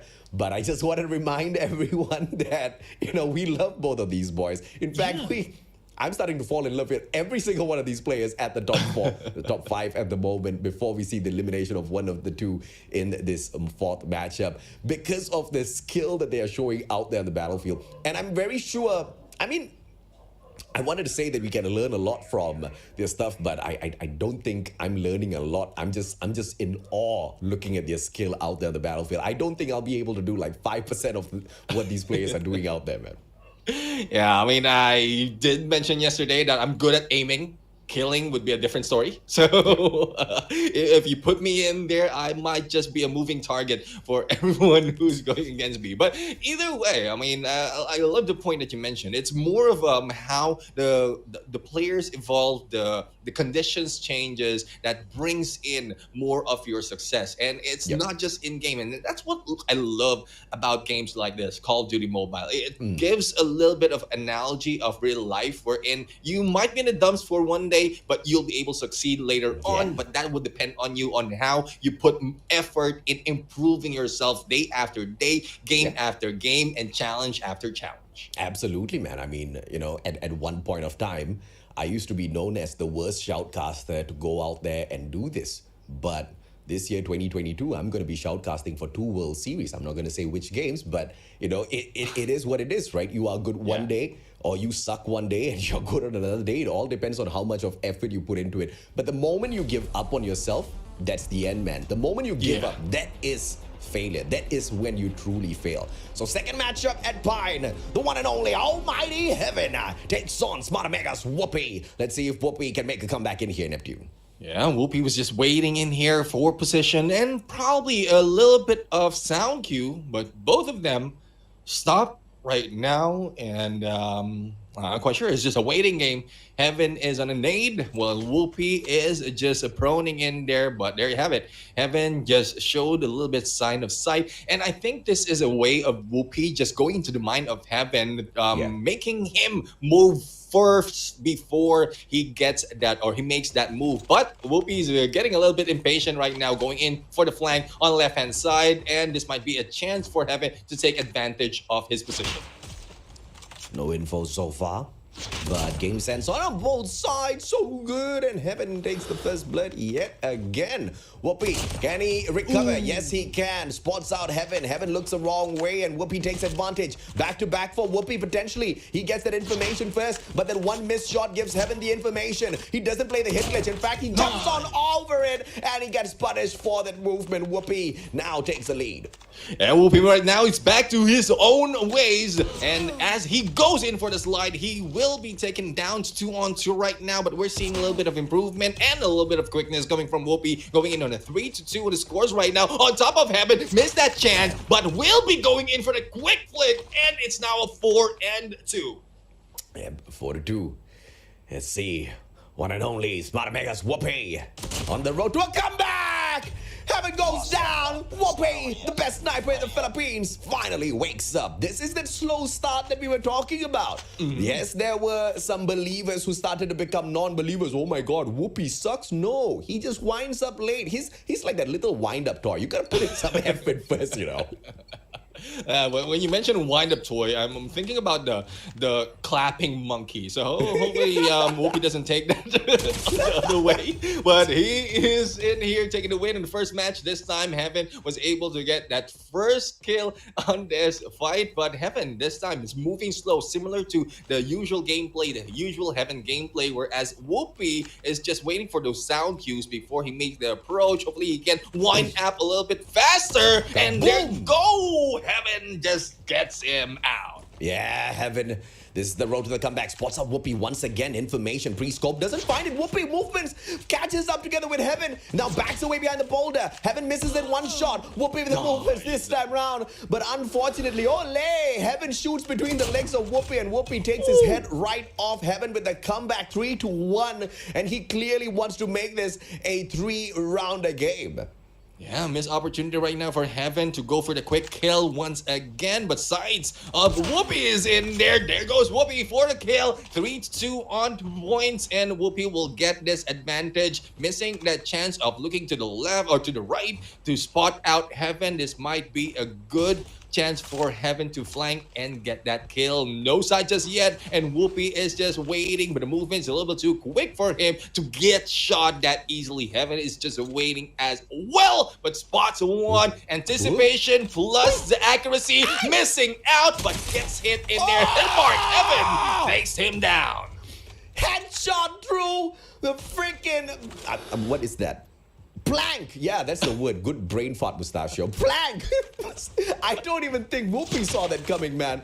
Heaven, what a guy. And now, technically round point for him. Whoopi trying to survive this, putting themselves into a sudden death for this round number 2, potentially with the next elimination. Plays it safe, backs away. Only 2 corners to peek. Heaven sees him first, but doesn't take advantage. That was just way too tight of a corner for him to aim through. And now Heaven backs away. Whoopi doesn't have that information. Heaven spots him out first. Doesn't go in for the slide out.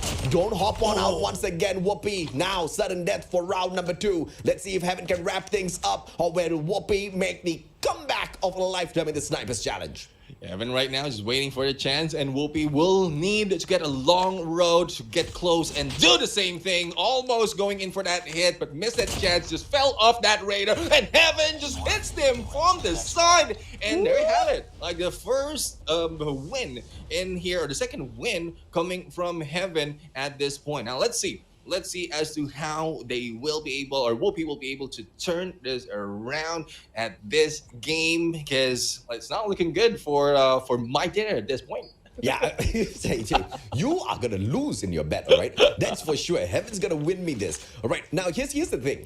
I really like how there's such a huge difference between the way the Chinese players play this sniper battle and how Garena's playing this, right? You can see super calculated, super slow with how they try to breach the segment of the map on the other side of their opponent.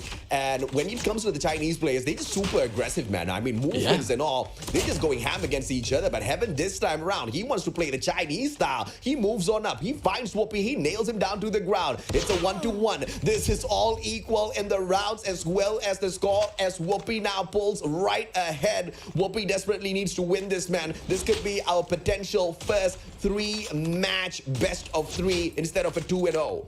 Let's see, as we have seen Whoopi in there miss those shots, and Heaven takes him down 2-2 right now. Heaven is still on a break to take the lead, but Whoopi needs to bring it back, getting close that distance between Heaven, as Heaven is just waiting for that chance. But Heaven is not faltering. Even if Whoopi is up close, he can get away from those shots, but not this time. It brings Whoopi to that 3, a 1-point lead for this game, for this round, and there might be a chance, but Heaven hit mark will not be able to make that kill. Whoopi just fires back. It's now a match point, a round point at this game for Whoopi, and an opportunity to take this one for him.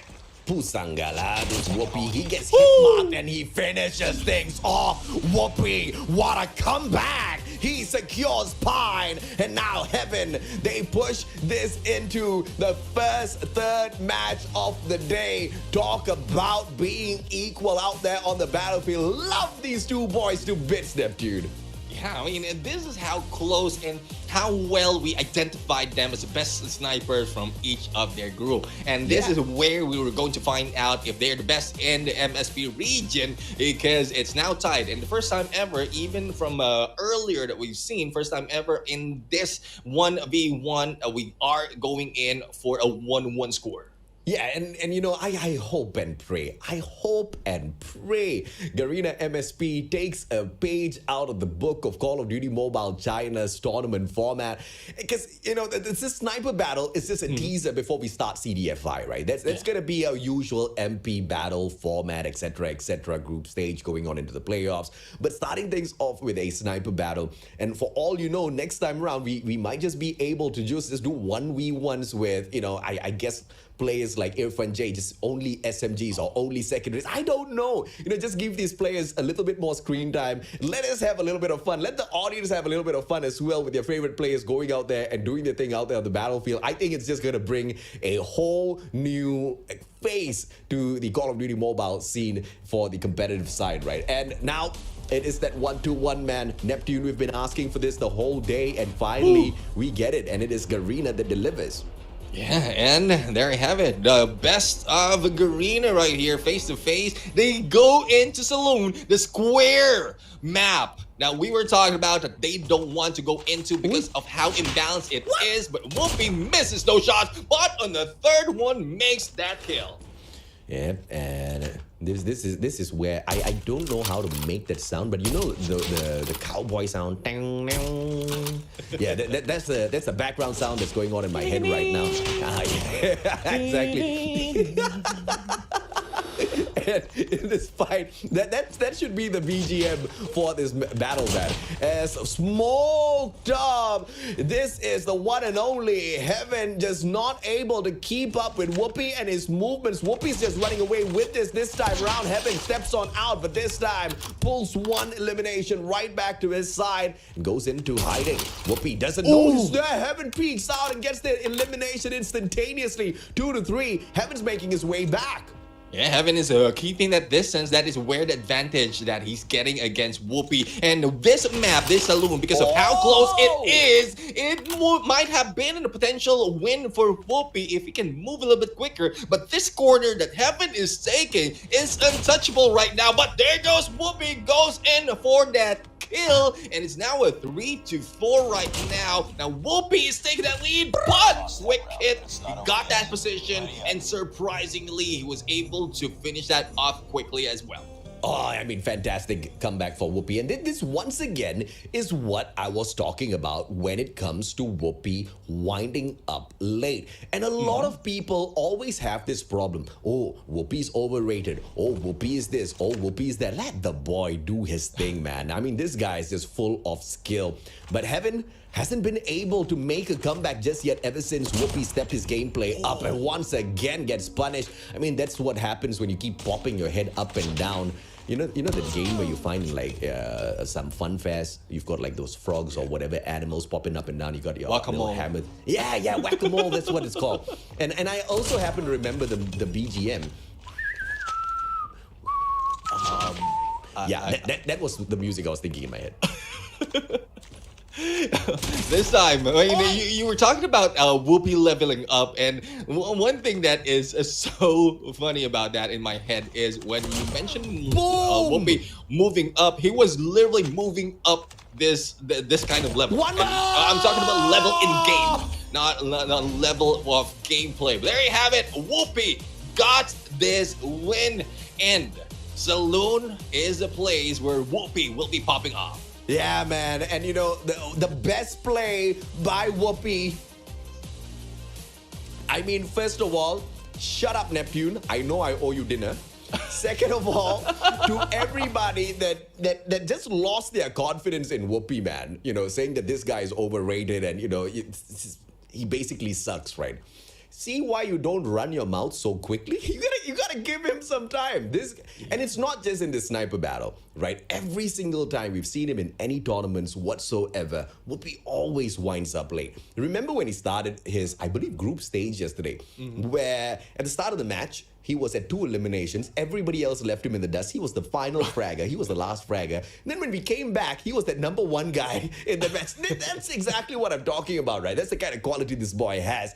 And Smarter Mega, once again, has got a little diamond in their possession. Whoopi not only is one of the best sniper, but one of the best flex players as well. I cannot wait to see exactly what he's going to be able to do to the other teams during CDFI. Because if you think Whoopi's great, wait till you see him in the squad of Smart Omega and the rest of them turun parang as well. These guys know how to wreck a team, man. But Almighty, I have to say, the exact same thing. But unfortunate for Heaven, he gets eliminated 2-1. I'm just happy that we get to see the 2-1 scoreline finally in this battle.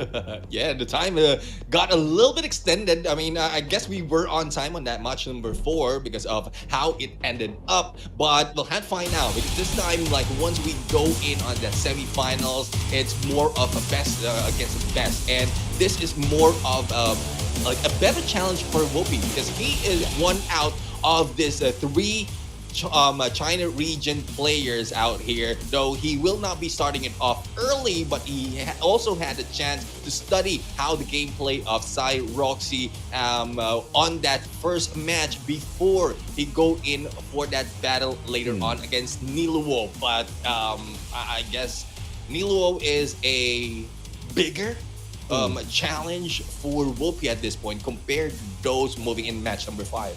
Yeah. And I think it's good that Whoopi actually went up against Heaven first. I mean, when you look at the grand scheme of things, we are at the end of the day looking at Garena going up versus CDM. You know, it's not the Philippines going up against China. It's not Singapore going up against China. It's Garena going up against the Chinese teams.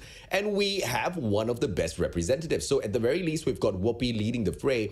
And if you ask me to pick between Whoopi as well as Heaven, obviously I want to pick both. But if you only get one option based on the play style that we just witnessed, you know, Heaven plays it way too slow. And this was something that we kind of talked about throughout the matchup between Heaven and Whoopi as to how their play style is so different in comparison to the Chinese players that are super fast paced. But in that final match at Saloon, you saw Whoopi step that gameplay up. Once he stepped that pace up, Heaven really couldn't hang with him, man. He had to play a little bit campy. He had to go back away behind his defenses, try to play the head glitch to his best of abilities. But, you know, what he tried to take advantage of was the advantage for Whoopi instead, because instead of going in and playing the head glitch, he just took that high ground. I love that. You know, you gotta think on your feet, and Whoopi proved that he could do that, and he can also keep the pace up. I really like this. So we now have quite the strong chance against the Chinese teams. Whoopi might just be the guy to get the job done. But of course, on that note, tell me what you want for dinner, man. I'll get it for you later. I'll send you a message. I mean, it's something we can talk about later on because, well, it got me worried earlier, but thanks, Whoopi, for that dinner. Baby G will be happy in the background.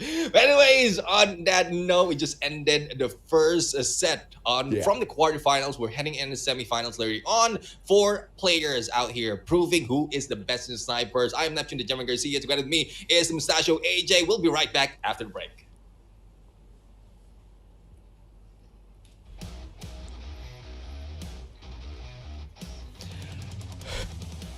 Away from this hard point, Almighty. This could be time under their belt. Heaven already 22 kills to his name, gonna get taken down, and the game is still not over. We're moving into the next rotation. It's a battle for spawns, a battle for that B2. Yeah, here we go. 139 to 136. And again, Annihilator. What? Oh my, Jesus Christ. Flick gets the second one. Gets the third one. Clove. They can just spawn on top. Make them go one way. Let Jeff Pro handle the one at the back. And this is what we're going to happen. 4 down. And so far, Jeff Pro, he spots another play. ZZ. He makes them spawn there. Another good play coming through from Almighty. Let's see if they can get all this time. But so far, back-to-back kills, Cali. Just milking a lot of this time. I mean, Jeff Pro is doing a great job right now, dropping all these players as he takes his It's way. all Almighty. Drop bodies in Oh the my game. God. Right now, this guy of that, they will take 2 players in the B flag, and they will just get it 86 to 122. And for Divo Lady, they just need to get one more to just kind of have a chance to get this comeback happening through. And there we go, triple capture right now for Divo. But he spots one, gets the second, almost gets it, but the Thumper's gonna clean it up for him. Another one behind him, can he get the triple kill? Jabin gets it as well. Triple kill for Jabin. Can he make it 4? Yes, he can. Jabin on a quad feed. Can he keep on going? Blacklist International. Jabin making the plays for the team. Make it 5. He's gonna find one more player, hunts him down, but Kalos Hunter Killer gonna drop him out. So the game continues, and PJ is gonna be slaying again and again and again. I mean, 18 kills to his name already. Fully streaked up. One more to beat. Up front is gonna take Jabin out. So that's gonna be one way to push it. Another player in this staircase, and this is going on up there. Here comes the Pred. 2 players up front, takes him out. Him down, and even more with the gunfights, but now finally he gets shot down. The hard point gonna belong to Dunya against Clove, lighting up the shots, and now they get full clearance. Pred. Here comes the Pred now. 2 players to beat up front. He's gonna take one. I'll take that any day. And now this guy already 6 in a row, and the guy is just scoring ever 7, higher. Now already got this extra 8. one to lock down. I mean, for Clove. But now the bomb's gonna get planted. Irfan J needs to win this gunfight. 1v1, he's gonna win it. But the numbers, it's not gonna favor them. But here comes one more. He drops one. No, it's gonna get flanked. 1 player down, 1 more player to beat. He's gonna get the shot to connect, but not enough to get the kill just yet. 28 seconds. Oh my god. Oh my Irfan God. J clutch game. 1v1. 1v1. Irfan J. And the game continues to move in through. Ferry gets the defense locked down as well. I mean, 5 kills right now. She needs to get involved more in the gunfight department. And now she's doing a great time with this hard point, by the way. 75 seconds, gets a knock. You gotta move fast. Have to be very efficient with the way you kill the players and the way you defuse that bomb. Raph, all the way to the warehouse. This is gonna be the first line of contest that he needs to win. Now number 4, all the way to the other end. Certi gets taken down. 1 more on the staircase. 1v1. Who's gonna win it? It's gonna be Raph, the MVP. Putting in the shotgun to the killer flag. And now, here comes the first contest, but 3 players to beat, that's gonna be pretty tough for him. That's one. And DJ needs to get surrounded with Gets his two. teammate. Drops 3 Oh, players. not it over, not it over. It's not yet over. Inside the A side, here comes the Fred, who takes one.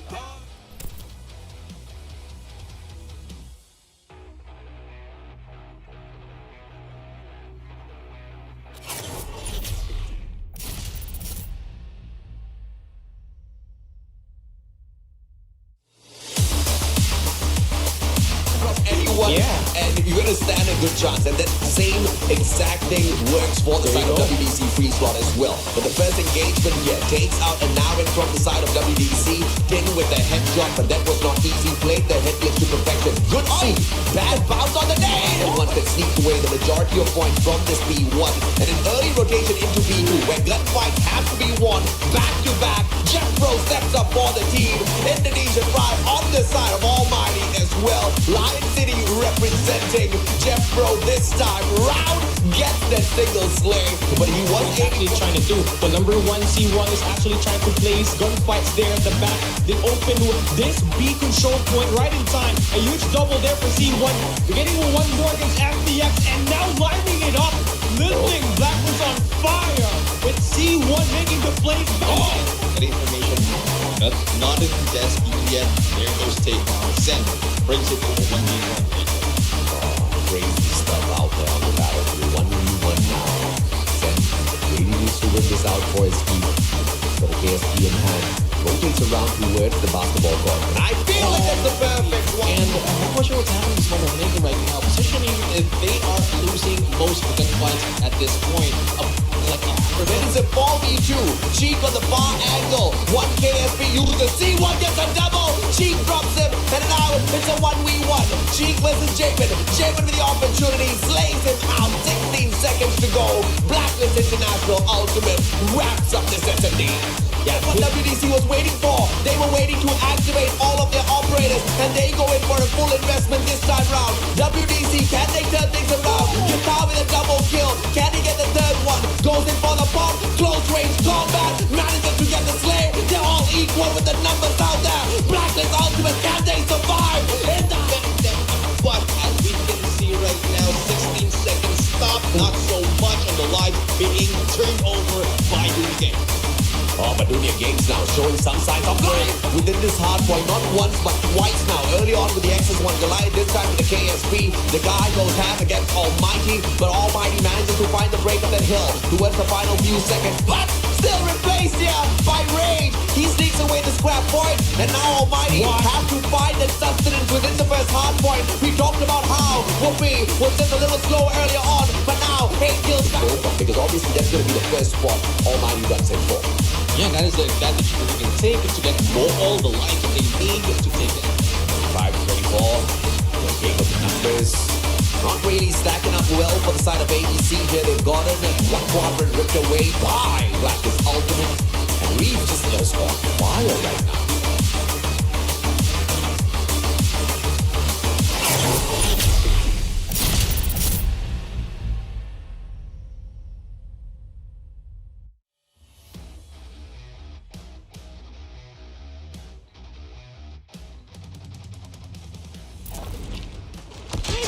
Capture the hard point.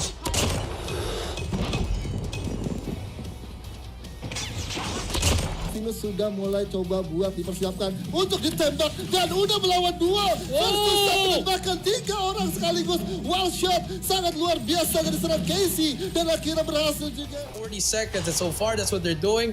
But look at that, 2 players from the Lokins, they're gonna spawn on the other side. They're gonna be the last players to push it, but Incendio, it's very sneaky. He's gonna take down Luffy here, and that's gonna kill the anchor. Double kill coming from Incendio. But Roshi finds 2 as well on the back. Lulu on this kitchen control gonna win it, and another ult to the flag and another prevention coming through. Wow, I mean, back-to-back plays from back-to-back teams. I mean, this game is exciting for me, man. I don't even know who's gonna win it, but for the meantime, Divo Lady, they're trying to flip the flag. Yeah, flip the flags indeed, and you know, in terms Ladies and gentlemen, welcome back to the Call of Duty Mobile Fall Invitational King of the Snipers Solo Challenge. 3 from China region and 1 from Garena jumps in on the semifinals on their way to the finals, and we are going to find out who from these 4 players is the best. I am Neptune the Gemma Garcia. Together with me this time is Cali Gaming. And Cali, what do you think of what happened from that quarterfinals, and are you expecting a different story this time in the semifinals? I mean, these Chinese snipers are quite surprising in terms of what they can input in the game. The performance is just spectacular so far, particularly Wolf Zai, the MVP of the CDM 2022. But do get this, Neptune. He's not the main sniper of Wolves, and he is out here putting light work of his opponent. He's one of the 4 players we will be looking forward to this King of Sniper Solo Chance 1v1 Sniper semifinals. So, like, looking forward to how we can advance against Rusi later on. But wow, I'm looking for the same fate in here. But Garena only has 1 chance here. 25% win rate to advance to that championship. But before we talk about that, let's talk about Wolves, Zai, and how he has been able to impact his overall performance here at the King of Sniper, Neptune. Yeah, I mean, King of Sniper, Sai has showed up right now, but those who are showing up is one guy, Roxy. I mean, even from yesterday, we've seen how fast he is in terms of mobility, and that provides a huge challenge in terms of being hit, especially on the movement that we've seen from Zai. Yes, Zai is a little bit quick compared to Zen from the previous matchup, but against these two, Roxy is the sugar rush guy. I mean, not quite sure how much sugar his character has in game because he cannot be caught off guard that easily. Yeah, this guy is just a battle. This battle right here is a battle of concept, you know, and Rusi could be far more superior with the way he has been able to play up against his quarterfinal. Right now, we are about to see the game happen, and it all matters with the maps, you know, and how you are able to adapt. As we see Saloon as the map where Zai and Rusi will play. So close quarter combat right off the get-go. I feel like Rusi's gonna have more advantage in this one, Neptune. Oh, but no, Sai right now keeping the distance in here and getting that first kill, going in, understanding where the spawns will be coming in, shots using secondary, but it will not make that much damage. But the jump in there from above, and Zai just beats him. And this is one thing that Zai usually does. He changed his weapon depending on how close he is an enemy. But there goes Rosie just going back 2-1 the score right now, Callie. Yeah, Rusi got a good angle onto that top floor, but Zai just made light work once again, taking the player down. And now as he spawns down below, Zai's got complete control of the map here. As he goes up to go down with the kill. The jump shot is just insane for this man. One more for the win, Neptune. Yeah, Rosie right now hit mark, and we'll be seeing, there goes Sai going in for the win in their first round. I mean, though it is much of a secondary, he is using that as his option to go against a quick guy who is Rosie. And Rosie is in here just caught off guard when I thought he had the advantage because of how close this map is. Saloon is a square map, and you have those angles that you cannot take easily from a long distance, and this is what Roxy is doing right now. Good on him to get this position, but will he be able to take him or Zai down? But no, it is the reverse. Zai gets the first kill. Yeah, Zai's got a dirty tactic, but it's still under the rules. He's clean with all of this, what's happening in the game. Zai's got 3 sniper kills in that round number 1 and had 2 pistol kills. But now this time, he starts off with the sniper. I mean, Rusi now spots him. He's got the information, and that's going to be a quick kill for him now. He just needs to find a player out here one more time. He spots him here at these cartridges. At the hay bales where he spots Zai, he's going to have a couple of missed shots, but that third shot will confirm that kill. 2-0 right off the get-go. Great start for Rusi. Yeah, Rosie right now really need to keep that distance close. And right check going against the LQ, the power for both of these weapons right now is huge. I mean, the damage for the right tech right now is different compared to the LQ, but it's more of mobility that can be utilized in here, especially on the movement that is being done by Roxy. And there you have it. Is now a 3-1 scores. A good opportunity for Roxy to take this point against Zai, but we'll have to find out if Zai will be able to turn this around once again, similar to what we've seen from other matchups. Yeah, nice rotation by Rusi here, but Zai just caught him out of the act because he's trying to make the rotation. And Zai's got a good angle in this power position at the cabins is where he's going to be able to find out Rusi's location, and he's going to confirm that kill. One more kill from him is going to take the lead away from Rusi, and now that's going to be the first hit mark. The second slide would not connect as well. Now has to reposition and of course, be unpredictable. It's one of the key things that you have to be aware of, because if you're a sniper in here, you just have to shoot. You got to relocate, shoot and relocate, and that's what he did, and now resets the situation. And it's a good thing that Zai was able to change the ZRG, because that increases the power against Rusi, plus the mobility as well against the DLQ that Rusi has been using earlier. And I'm still waiting for Rusi to change probably to a Locust later on. We'll have to find out. There might not be a need for that. Zai right now, a little bit too close and personal, but trying to get away on a ring around Rosie. Backstab possibility right now has he reloads, but he'll be able to get out of that way, and that quick hit anticipation gives him the win, and the first match goes to Wolves Zai. Yeah, what a great start for Zai, you know. But I think the pistol kills early that first round threw off Rusi. I mean, that guy just had a rough... He had a good start. But when Zai pulled up the secondary on the close range, it might have messed a bit with his psyche, but he still got a chance in here. You know, this is once a best of 3 series, so Rusi can still work the wonder at the second map and maybe the third map as well. And for Wolves, Zai, no, he's been so great in that first round, but yeah, I think we lost a little bit of Cali right here. But once we get back, then we are going to hear more of its inside. But anyways, there we have it. We've seen the saloon right now, and Zai and Rusi. Zai ends up as a winner. And Rusi really needs to change a little bit of his ways, needs to get up close and personal. So we started off on Saloon, and I think the next map that we're going to see this time would be in the docks. So from the previous matchup, we've seen Stacks, and Docks is somewhat similar to in terms. Oh no, that was King. That is somewhat similar, but Docks is a different level in terms of movement as well as positioning, because it has multiple levels. They have on the sides, second floors, as well as underground in there in the sewers. So we'll have to see if they will be able to use that at this point for this game as we wait for next match to happen between Zai and Rusi, as well as Cali, to get back into play. I'm really excited to see how well Rusi will be able to make that adjustment. We saw the adjustment as well from Zai, switching over to that ZRG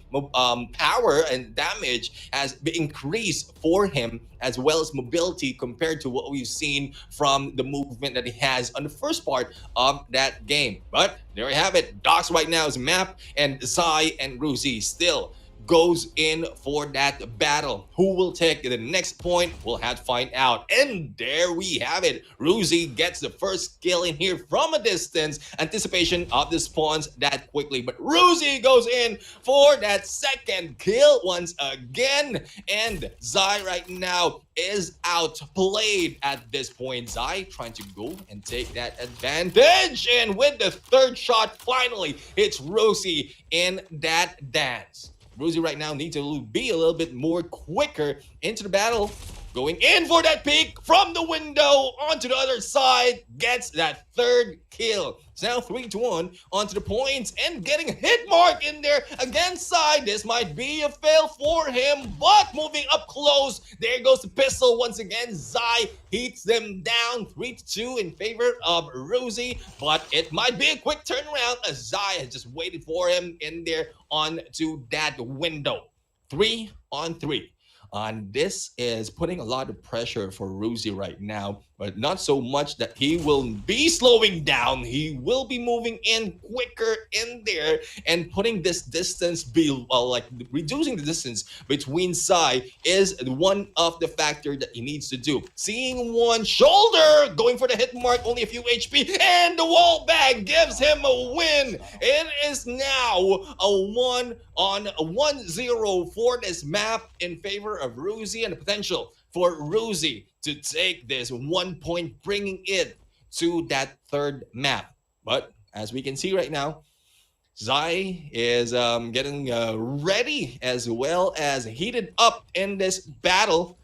Ruzi, on the other hand, will get that first kill once again. Zai right now, moving on the other side.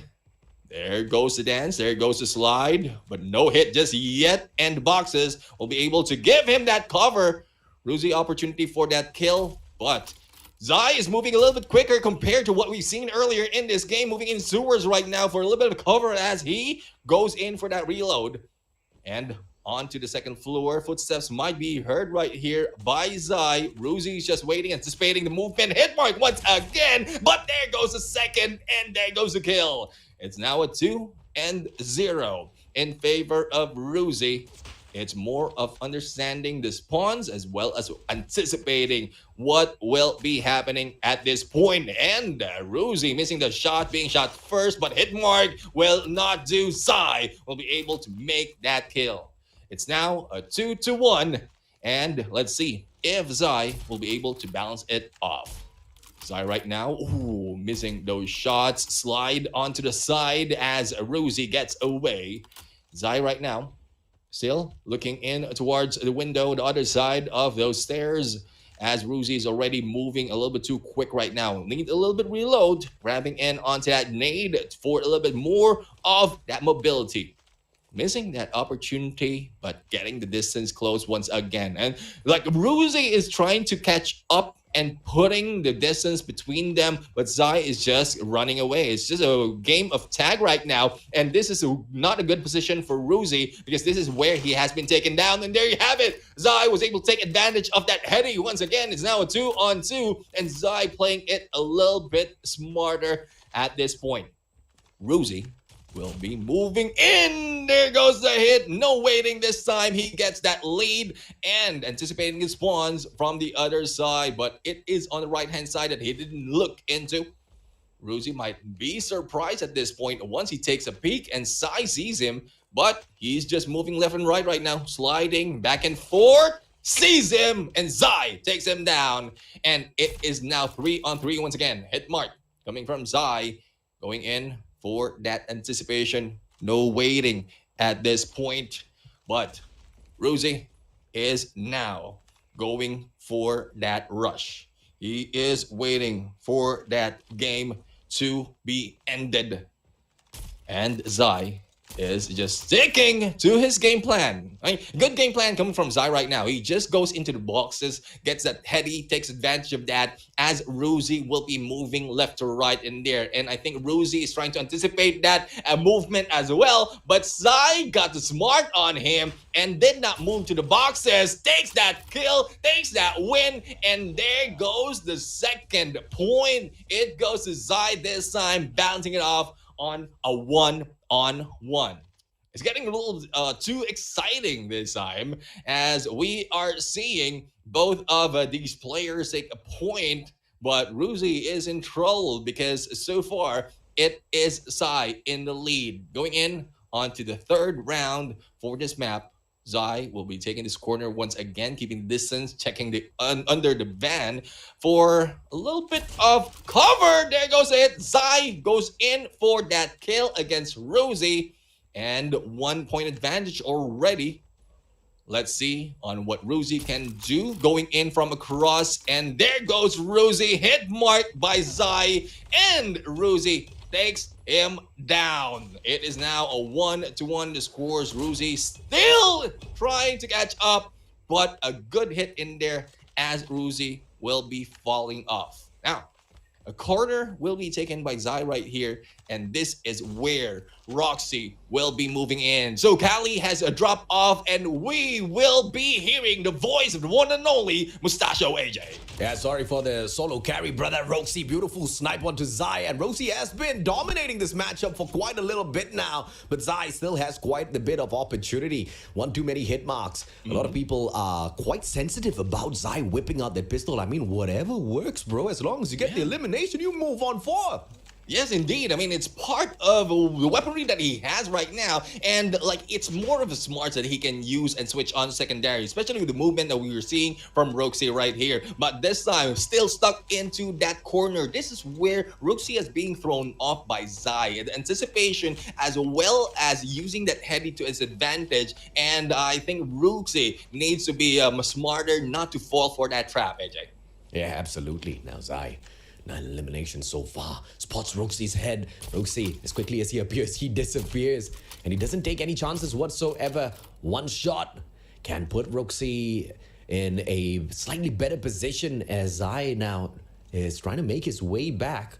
Roxy can get this. He knows exactly where Zai is. Circles around. Nice. What a shot! Beautiful headshot by Roxy. And now 4-1. It looks like one more elimination will put him forth. And Zai, he needs to fight for his dear life, and he does exactly that. Yeah, I mean, the heading's being utilized so much by Zai right now that's given Rosie that distance against Zai. And Rosie really needs to reduce that distance for him to use the movement. Ooh. Oh, the fall off happening almost ahead, but we'll have to find out. This is what we're expecting. Close to close, face to face, and there goes Zai! Will be able to get that kill. Even if he is below, he still managed to get that hit.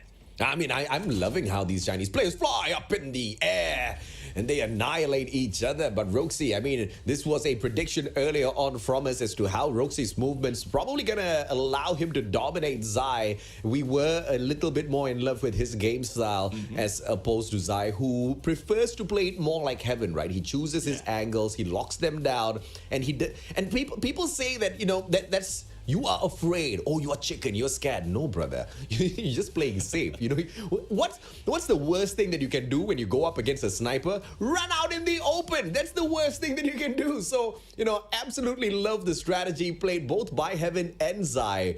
But they just couldn't hang with the one and only Roxy, man. Roxy is a little bit too deadly when it comes to the quickness as well as his map awareness. He always knows exactly where to flank around to get the better of Zai. Yeah, I would agree. And that is one reason as well why Zai's being held off in the corner of most instance and switching to secondary because he knows his opponent. And that's one thing about the game. It's not just knowing your capacity on putting damage against your opponent. It's more of understanding as well what damage you will get if you try to dance around the same gameplay as the guy you're going against. And Zai just knows that. He just keeps his distance from Ruzi and he uses whatever he can. But Ruzi a little bit too quick in there as we stand in on the King map. Yeah, let's see exactly how far he'll be able to push this. Zai now needs to make a desperate comeback and he gets it all equal. Roxy taken down after Roxy got the first blood. I hope, oh my lord, come on, Roxy, that's illegal. Catches Zai as Zai tries to back away. He gives him no space to play defense whatsoever. Roxy now, once again, spotting out Zai. Zai's psychic abilities is just not going to work against Roxy. I mean, you can know exactly where he is, but if you can't eliminate him, no chance whatsoever, man. The 50 Gs this time, getting the job done. Zai is going to do whatever it takes to get this victory. If it's not going to be the sniper, it's going to be the secondary, but Roxy punishes him for pulling out the secondary. Again, if Roxy will be able to close that gap between you and within him and Zai, then he will be able to make that quick kill with a slide and shot. But Zai right now taking advantage and a headshot using that 50 Gs. It's now a 3-on-3 and Roxy just still playing the same game as Zai is like making those slight adjustments. Just make sure that he will be able to bounce off and make it fair between Roxy. Yeah, come on, Zai. Let's see if he can push his way back into this matchup. It's just a few more shots that he requires. And I like how Zai's just fully converted over to the 50 Gs. He's like, yeah, okay, I'm not going to snipe against a crazy sniper called Roxy. I'm just going to secondary him all the way to victory. And now one final snipe. Zai wants to do this right. Roxy slips and slides, but Zai finishes him off. What a play. It's the secondary king of the whole competition. And I'll take it, man. Whatever it is, yes, you have to play with the snipers in the Snipers Challenge, but you are allowed a secondary. And for anyone who's upset that Zai is using his secondary, brother, if I threw you into this competition, and if I put your reputation on the line, you will pull out your secondary, no doubt whatsoever. Yeah, it's not that easy as well to use the secondary, especially with the movement that we're seeing from Roxy. It's more of just giving him the speed advantage as well as the slight advantage in terms of using that secondary. But the damage is not so much unless you make that headshot, and it's pretty much the same as we have on a sniper. But Roxy goes in, and there goes the second kill. Yeah, fantastic now. Roxy now. Can he spot Zai out? Yes, he does, but Zai just a little bit too quick. I mean, I think Zai is just getting a little bit too much of hate for using his secondary. Once again, I mean, it's all about the victory, bro. As long as it's not illegal, it is all fair and square. Everything's fair in love and war, as well as this solo sniper challenge. Zai now up 3-2. But anytime now, Roxy can turn the tables against him. Zai misses in one shot, gets the hit mark on the next try, and Roxy backs away, not taking the risk at all. And now holds on to a tight corner. Zai, super aggressive this time round. This guy, all of a sudden, has the confidence of a monster, just like how he started off the day. Yeah, and as quickly as that, because he couldn't find Roxy, he backs off a little bit, get that stare, and the hit more coming from Roxy, and second hit, no! Zai! Backstab right now, oh! Zai takes advantage of him, up close and personal, 4-2 in the score right now, and well, I'd love to point out as well that Zai is not the main sniper of the whole team, thus he is doing well for the main role that he has. He have been winning match after match, even against the quick, the flash, the movement of Roxy. Uncle Roger, Zai.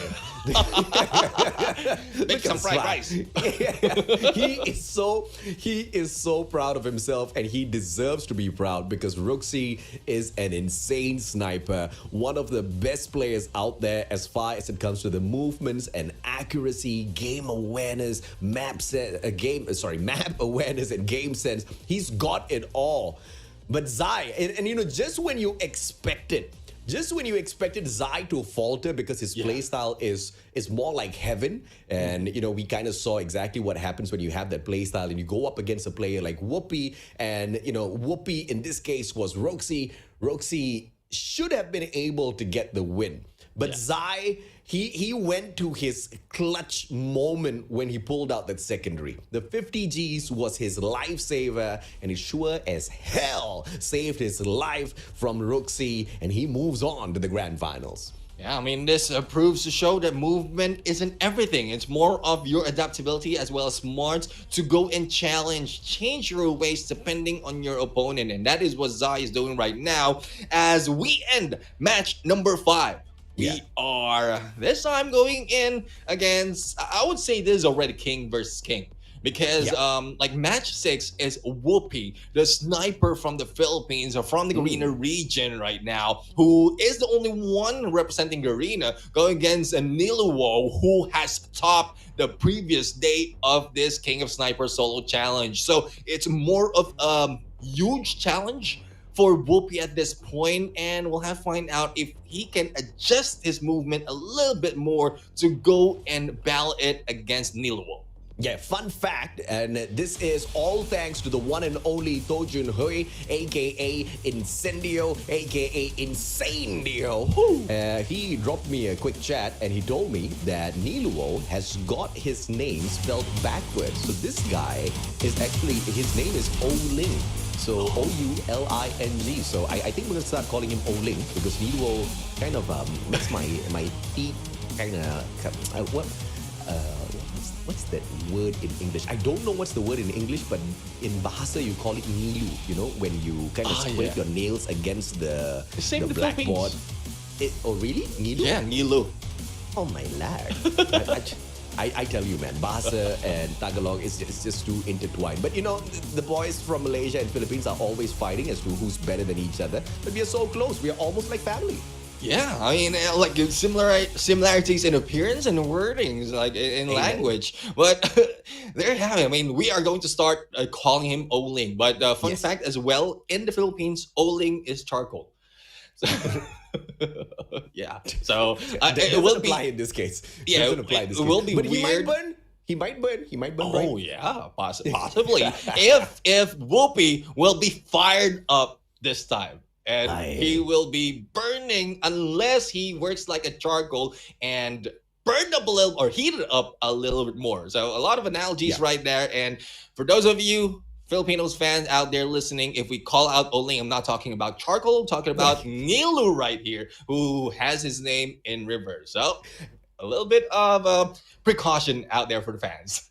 Okay, here's the thing, right? Regardless of who wins at this point, I feel like all of these players are the creme de la creme of snipers.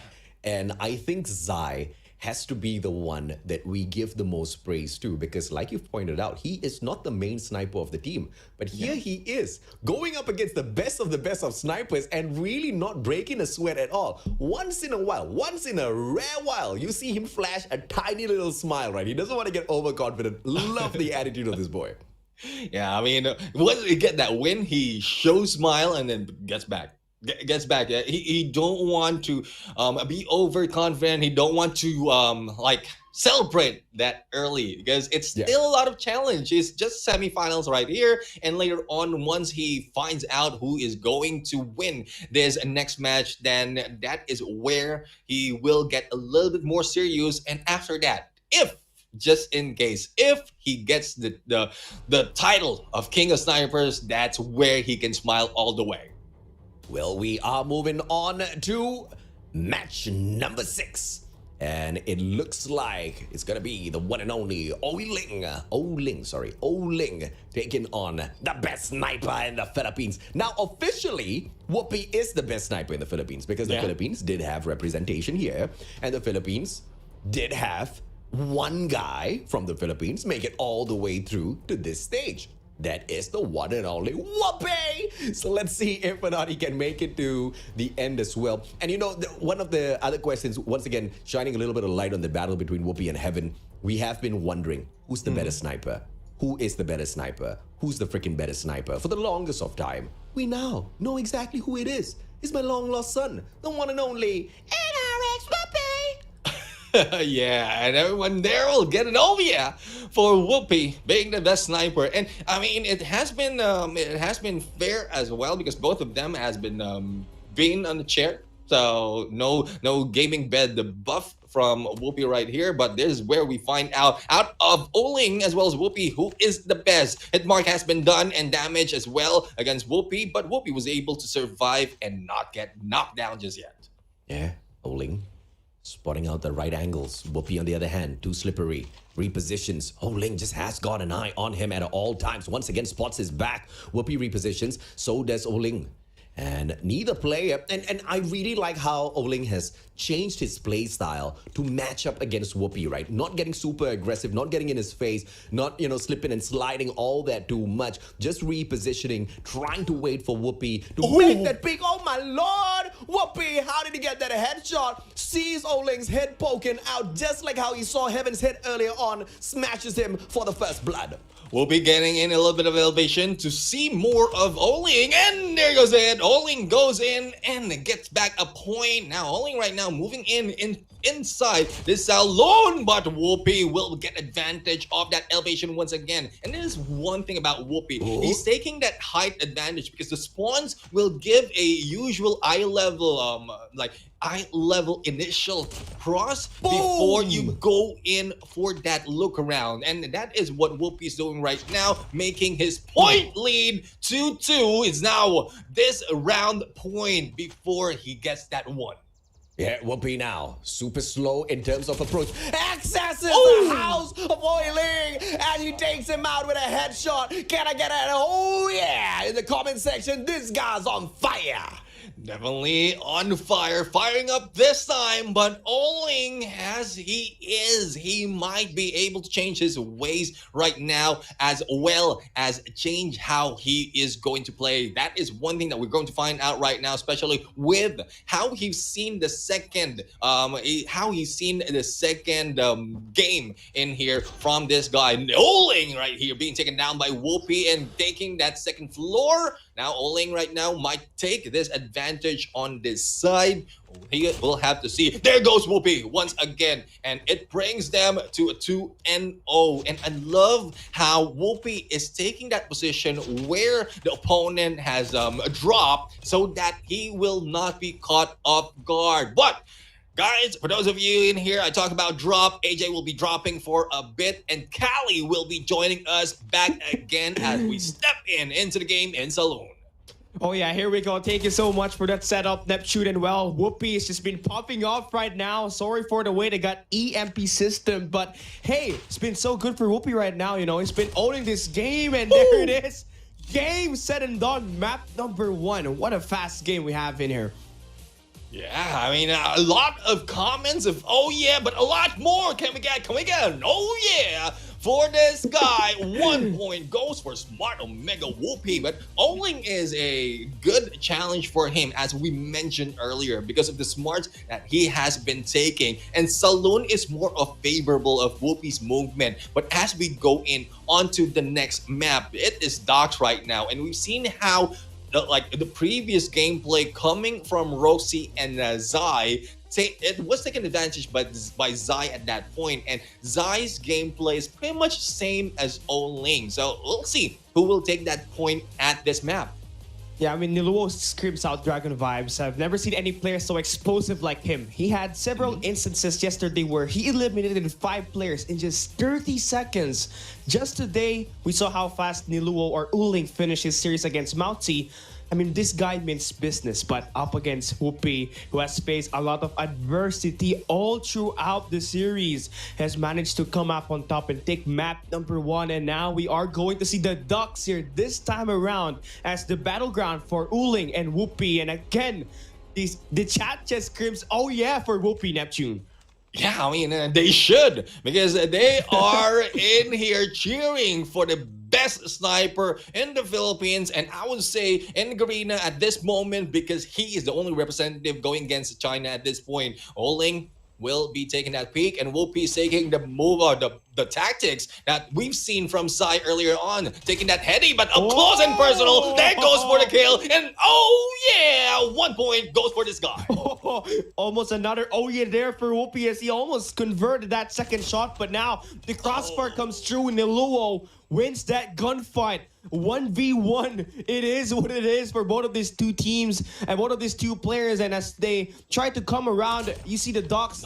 Niluo is just so good at cutting out the cross. He's anticipating Whoopi to be in every angle he gets into, and he's been so successful with it, taking 2 kills out of 1 here right now in the duel. Make that 3.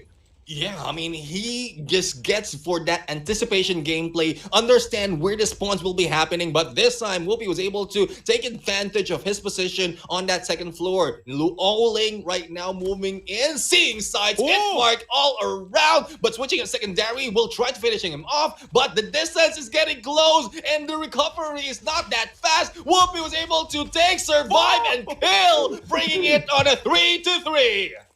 Oh, Whoopi is just insane here right now. 1-2 straight gunfights. Looking to get more. This guy is known to be streaky and is looking to convert here. He doesn't have the advantage though in terms of the line of sight. The height advantage belongs to Niluo, but that doesn't remove the fact that Whoopi has been able to adjust to the counter here. Waiting for one corner, checking out the player's location, and I believe he knows where this guy is located with all the slides that he heard, and Niluo still comes up on top 4-3. Right now, 1 more for Niluo to take this first round, but Whoopi for sure got a lot of things in his consideration, but right now he's trying to break through the power position, and he wins that. 1 more kill for both ends here, Neptune.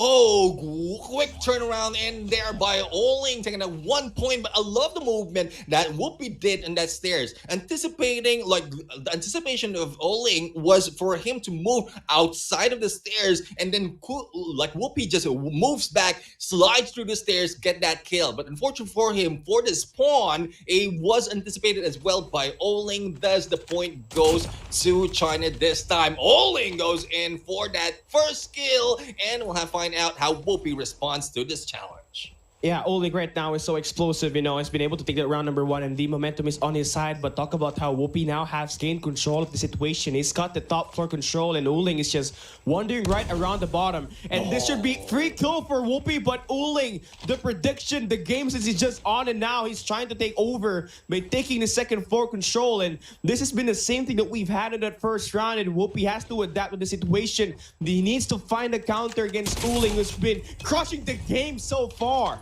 I love how the positioning of Oling or of Whoopi as being read by Oling at this point, making that distance not so far, moving in the mid of this map. It's either the second floor or the ground floor that can be taken by the spawns, and Whoopi will be sighted. It's good thing he jumped out, otherwise he will be taken down. But no, he moves and parkours up. Oling is now trying to get away, and there goes Whoopi, almost hit, but no, stair battle back and forth, and Oling still makes that kill. It's 4-0 this time, Callie, and it is not looking good for Whoopi at this point. Yeah, looking impossible for Whoopi right now with that confirmed kill. Uling will be taking round number 2 and of course the overall map as well. And you see that face right there. It screams dragon vibes right through my soul, Neptune. And well, now we are all tied up. We are going to see an overtime, and with Nilo taking at round number 2, let's talk about Whoopi. Whoopi is the only Garena player to make it out alive of the quarterfinals. He's dealt with a lot of inconsistency in this event. He had one instance in the free-for-alls group stage where he went from top 1 at one game, then proceeded to place dead last at the next. And earlier, against Heaven, he had to force overtime in order to win. It's a problem, but it's also a blessing in disguise, facing all of this adversity, and he still came up on top. A good start right now here against Niluo. He just needs to win this map number 3. Yeah, he needs to win this map number 3 as they will be moving in onto the King map. We've seen that being played earlier by both Sai and Roxy, but Sai was managed to take that win. This time, I mean, we can see the sight of relief coming from Oling after that battle, but this time I think he's preparing, getting ready for the battle at hand. Whoopi, on the other hand, like I can't really shake off the feeling that Whoopi was like not at his peak on that game. Imagine that was a 5-0 from the final match, and Whoopi brings that usually in the table. So we'll have to find out if this is a chance for Whoopi to really show us that he is the best. Otherwise, Oling might be able to bring himself up onto the finals.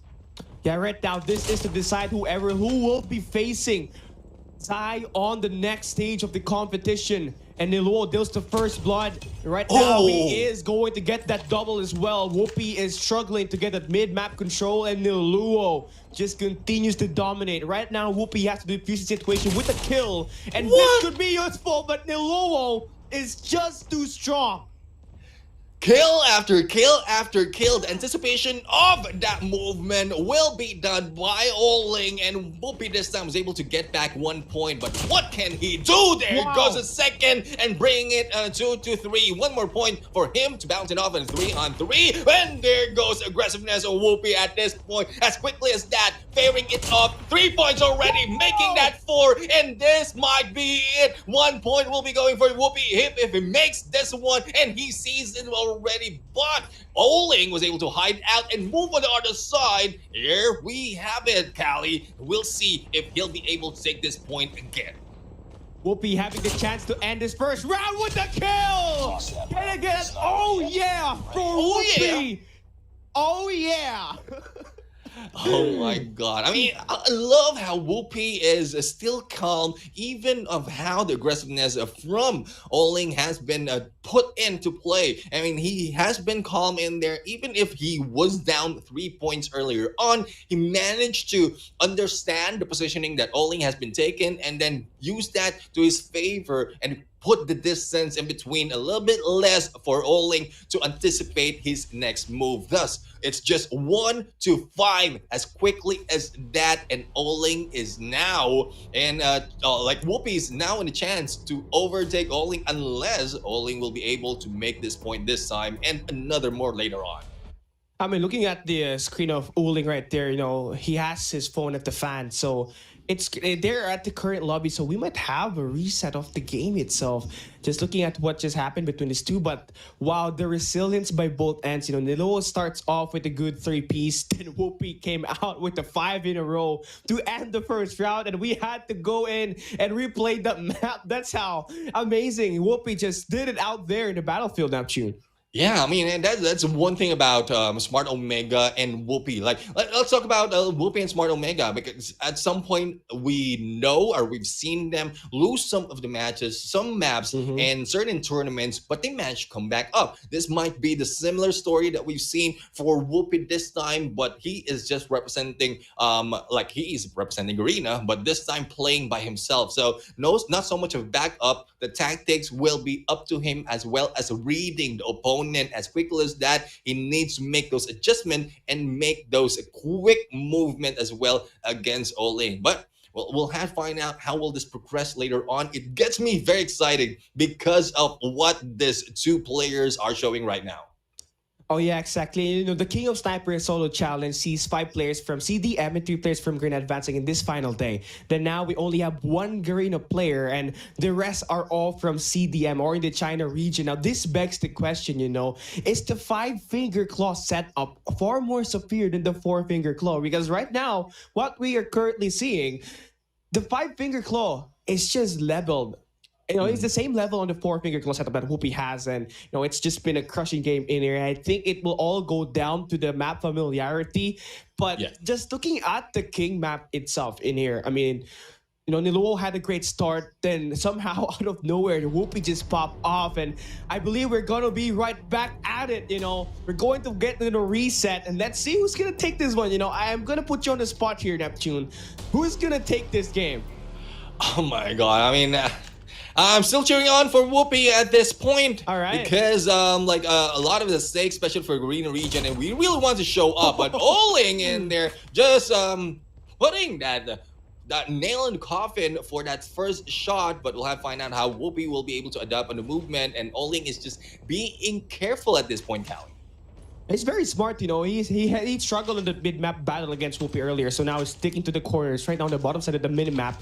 And Whoopi is just trying to find a way to get a good look onto him. And Nilo now suddenly pops off. He pulled the trigger, so that should be sound heard here by Whoopi and information that could be tallied up. And you see now the engagements are just coming through. But they are not really going at it 100% right now. They're just checking each other out. But at the end of this game, you see Whoopi. He controls that mid-map. He's got far better angles and far better position against Niluo. Oh, there you have it. Whoopi was able to get that first and there, and Whoopi is now, they are now tied 1-1. Whoopi is still in the middle as Oling goes down with that kill. 2-1 points right now, and Whoopi still maintaining that mid. It might be a little bit too risky, but with the movement that we're seeing from Whoopi right now, it is being taken advantage right now. Quickness and mobility. Whoopi is still bringing us those points, and it's now 3-1. Yeah, it doesn't matter if we go to a reset. Whoopi is still Whoopi, but right now Oling's starting to heat up. He's getting warm. He's got the mid-map control, so Whoopi just need to find a way to take this away from him. But it's not going to be that easy. Having to climb the stairs and having to find the perfect position to take this player out is going to be quite tricky. But now you see the first engagements coming through. Whoopi going around the back. What a perfect counter to the play from Niluo. Yeah, I mean, I'm real nervous of the movement right now being done by Whoopi, but there go the hit mark as a have to pay, and Oling will be bringing him down. 4-3 right now in the scores. One more for Whoopi to take this win, and we'll have to find out if he will be able to do so that quickly. And there it goes, bouncing it off, and it's now a 4-4. It's risky gameplay, no more for Whoopi. He needs to be careful, and there goes Oling for that point, and there we have it. Whoopi has been brought down by Oling at this game for this first round of this match. And phase there for Niluo. You know, he was trailing badly right off the start, but you know, you hate to see it. Whoopi had far better view, far better power position as he moves in the mid map, but only to lose it away from Niluo, who just had a great counter onto the mid map attack, and now he starts to kick things up with the first blood. Now he only needs 4 more to win this game, while Whoopi has to force overtime in here, and he has to win 1 round first before we even talk about a comeback. But if you want to face adversity, you know, Whoopi is so sane with it, but right now Niluo is just raining down upon Whoopi. And there we have it, 3-0 once again. And this might be a similar story that we are seeing later on. And it's just time that will tell, as well as the placement of Whoopi. There goes the first kill. And this might be 5 consecutive wins once again if Whoopi would want to take this win, and Oling right now missing those shots. The slide and the kill, and breaking that movement. It's now 4-1, and risky moves from Whoopi will need to be taken and checked. And there goes a win. Oling takes down Whoopi at this game, and as you can see, a little bit fierce in there on the post. I told you, he screams dragon vibes. Look at him just channeling his inner view, and he's aiming for that #1 spot. He has already taken down Whoopi, one of the best snipers in the MSP region, the entire Garena region itself. So now it's going to be an all-out TDM battle in this series that we are going to see up next. Yeah, up next, I mean, it will be very difficult right now. We are going to find out as to how it can be managed by both of these players. But there you have it. I mean, Whoopi has given it all, same as Oling. It just so happened that Oling is best in this matchup. But still, kudos to Whoopi, was able to move up one level, even for Zen and Heaven, who's able to go on top after the free-for-all battle that we've seen yesterday. After all of the adversity that Whoopi had faced ever since the free-for-all group stage until the match against Heaven, unfortunately, he doesn't take the challenge up against Niluho, who's been able to win the game. And now you have it here. It's going to be a rivalry on the championship stage. It's going to be Wolf Zai, the MVP of the China Masters Season 4 Championship, up against Q9 Niluho, the ace player of King Ju Club itself. So totally an eye-catching match we have on match 7. Also going to be a best of 5. Yeah, I mean, it's Zai and Oling right now. Looking forward to this matchup. And to dictate, announce who will be the champion, who will be the king of Sniper for this China and Garena region matchup. Really excited, Kelly, what's going to unfold later on this match number 7. Yeah, exactly. So now we just have to wait and see who's gonna outdo who, But just talking about what happened there against Whoopi and Niluo, we had to go for a restart. Don't exactly know what was the reason why we had to go through it, and I felt like everything was fine. But then it all started with Whoopi getting that first win. Then we had to go for a reset. Then Niluo started to just pop off and get the win. So kind of unfortunate there for Whoopi, Neptune. Yeah. Well, it's not like it is unfortunate for Whoopi because he lost in there. It's just that he also lost the momentum. But again, this is a challenge wherein you really need to maintain that composure and that momentum, even if the game has been paused and reset later on. But still, it was a good game coming from Whoopi at this point. I mean, we saw how difficult it was for Oling to get back in him, and we also saw how Whoopi was able to get that 5 consecutive points against Oling. He was able to defend himself at this point in the stocks, but unfortunately Oling was a little bit too quick and smart at this game as well. Thus, how close it is between these two teams is just that small, and it's just a matter of a few points that dictated who is better between these two.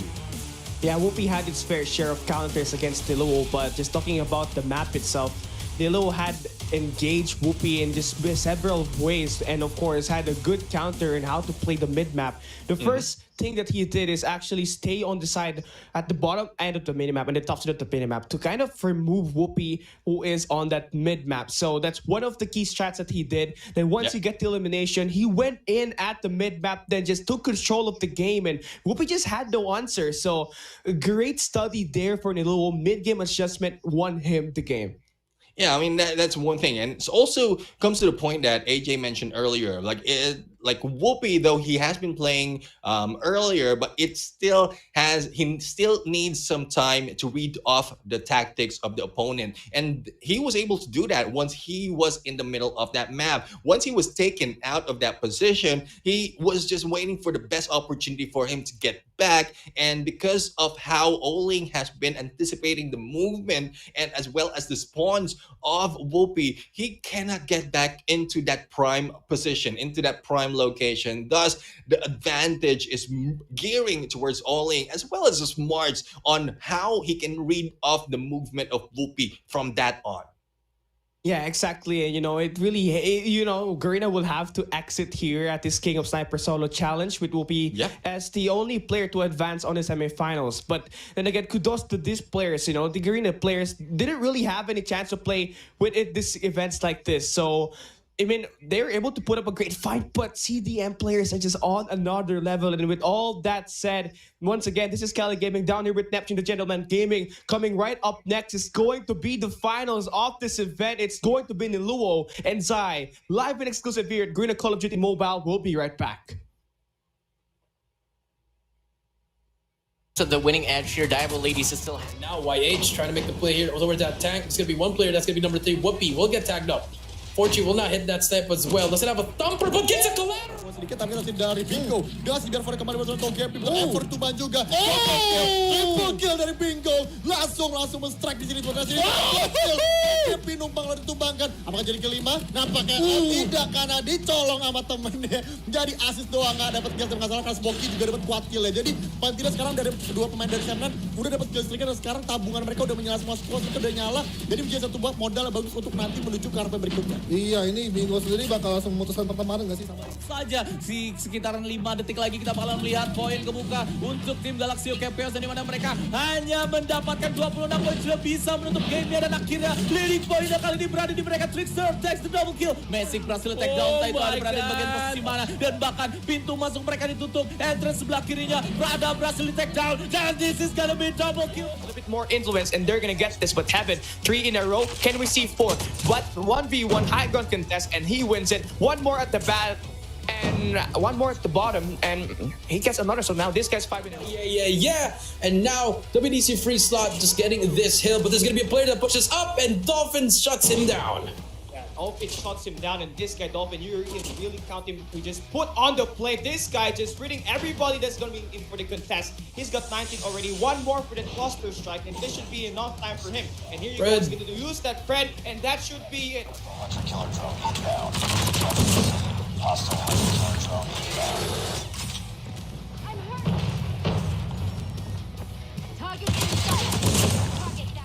Towards jungles, and Team No OPJ kind of surrounded PJ, isolating 4 in a row, make that 5. I mean, here comes the Fred spread out, about to get taken down. That would be 1 man out of the play. 34 points for the win, and PJ slaying right off the end. And as much as I want to end this right now, Warden, I mean, sedikit tapi masih dari Bingo. Gas biar Fore kembali berjalan Togepi. Effort tumbang juga. Triple kill dari Bingo. Langsung men-strike di sini. Togepi numpang lalu ditumbangkan. Apakah jadi kelima? Nampaknya tidak karena dicolong sama temennya. Jadi assist doang nggak dapat kill. Tapi nggak salah karena Smoky juga dapat kuat kill ya. Jadi paling tidak sekarang dari kedua pemain dari Semnan udah dapat kill streak dan sekarang tabungan mereka udah menyala semua squad itu udah nyala. Jadi menjadi satu buah modal yang bagus untuk nanti menuju ke RP berikutnya. Iya, ini Bingo sendiri bakal langsung memutuskan pertemanan.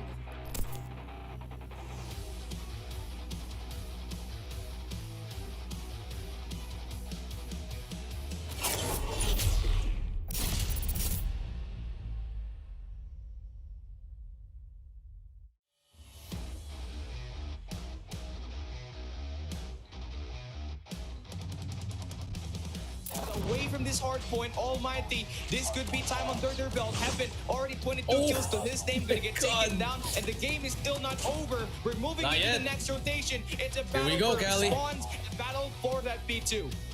Yeah, here we go. 139 to 136. And again, Annihilator.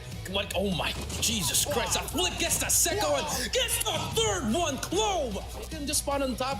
Make them go one way. Let Jeff Pro handle the one at the back. And this is what we're going to happen. 4 down. And so far, Jeff Pro, he spots another play. ZZ. He makes them spawn there. Another good play coming through from Almighty. Let's see if they can get all this time. But so far, back-to-back hills, Cali. Just milking a lot of this time. I mean, Jeff Pro is doing a great job right now, dropping all these players as he takes his It's win. all We Almighty. also drop bodies in Oh the my game. God. Right now, this guy considers that they will take 2 players in the B flag and they will just get it 86 to 122. And for Dive Lady, they just need to get one more to just kind of have a chance to get this comeback happening through. And there we go, triple capture right now for Divo.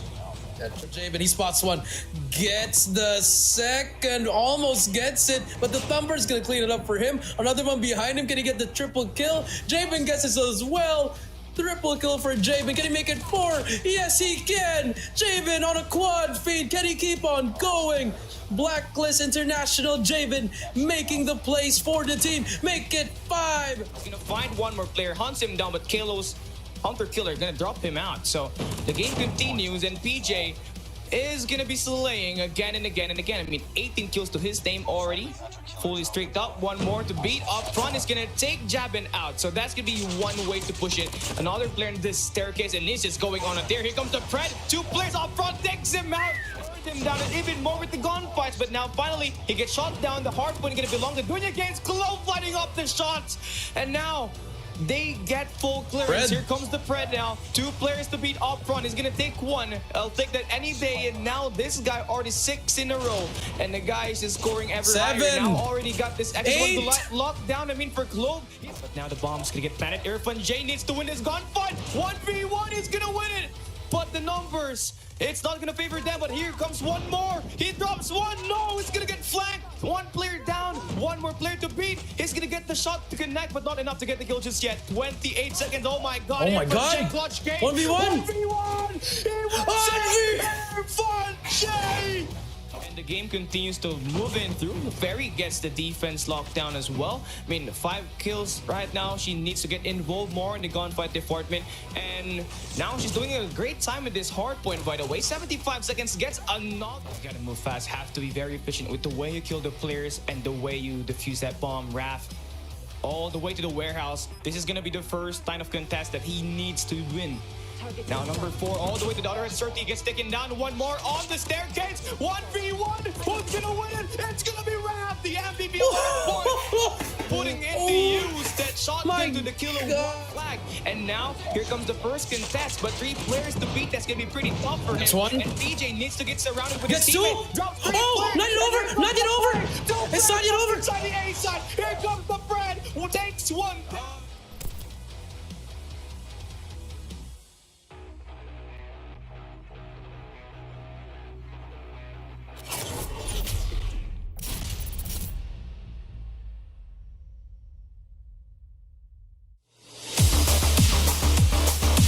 Anyone, and you're gonna stand a good chance. And that same exact thing works for the side of WDC free slot as well. But the first engagement here takes out a Naren from the side of WDC, in with the headshot, but that was not easy. Played the headless to perfection. Good Ollie, bad bounce on the nade. And once they sneak away the majority of points from this B1, and an early rotation into B2, where gunfights have to be won back to back. Jeff Pro steps up for the team. Indonesia Pride on the side of Almighty as well. Lion City representing Jeff Pro this time round.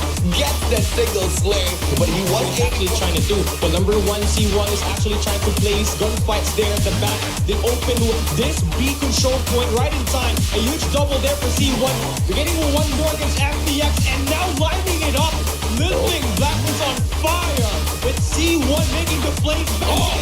That information, that's not a contest yet. There goes takedown. Zen brings it to a 1v1. Crazy stuff out there on the battlefield. 1v1 now. Then really needs to win this out for his team. Got a KSP in hand. Rotates around towards the basketball court. And I feel like that's the perfect one. And I'm not sure what's happening this moment. Maybe like.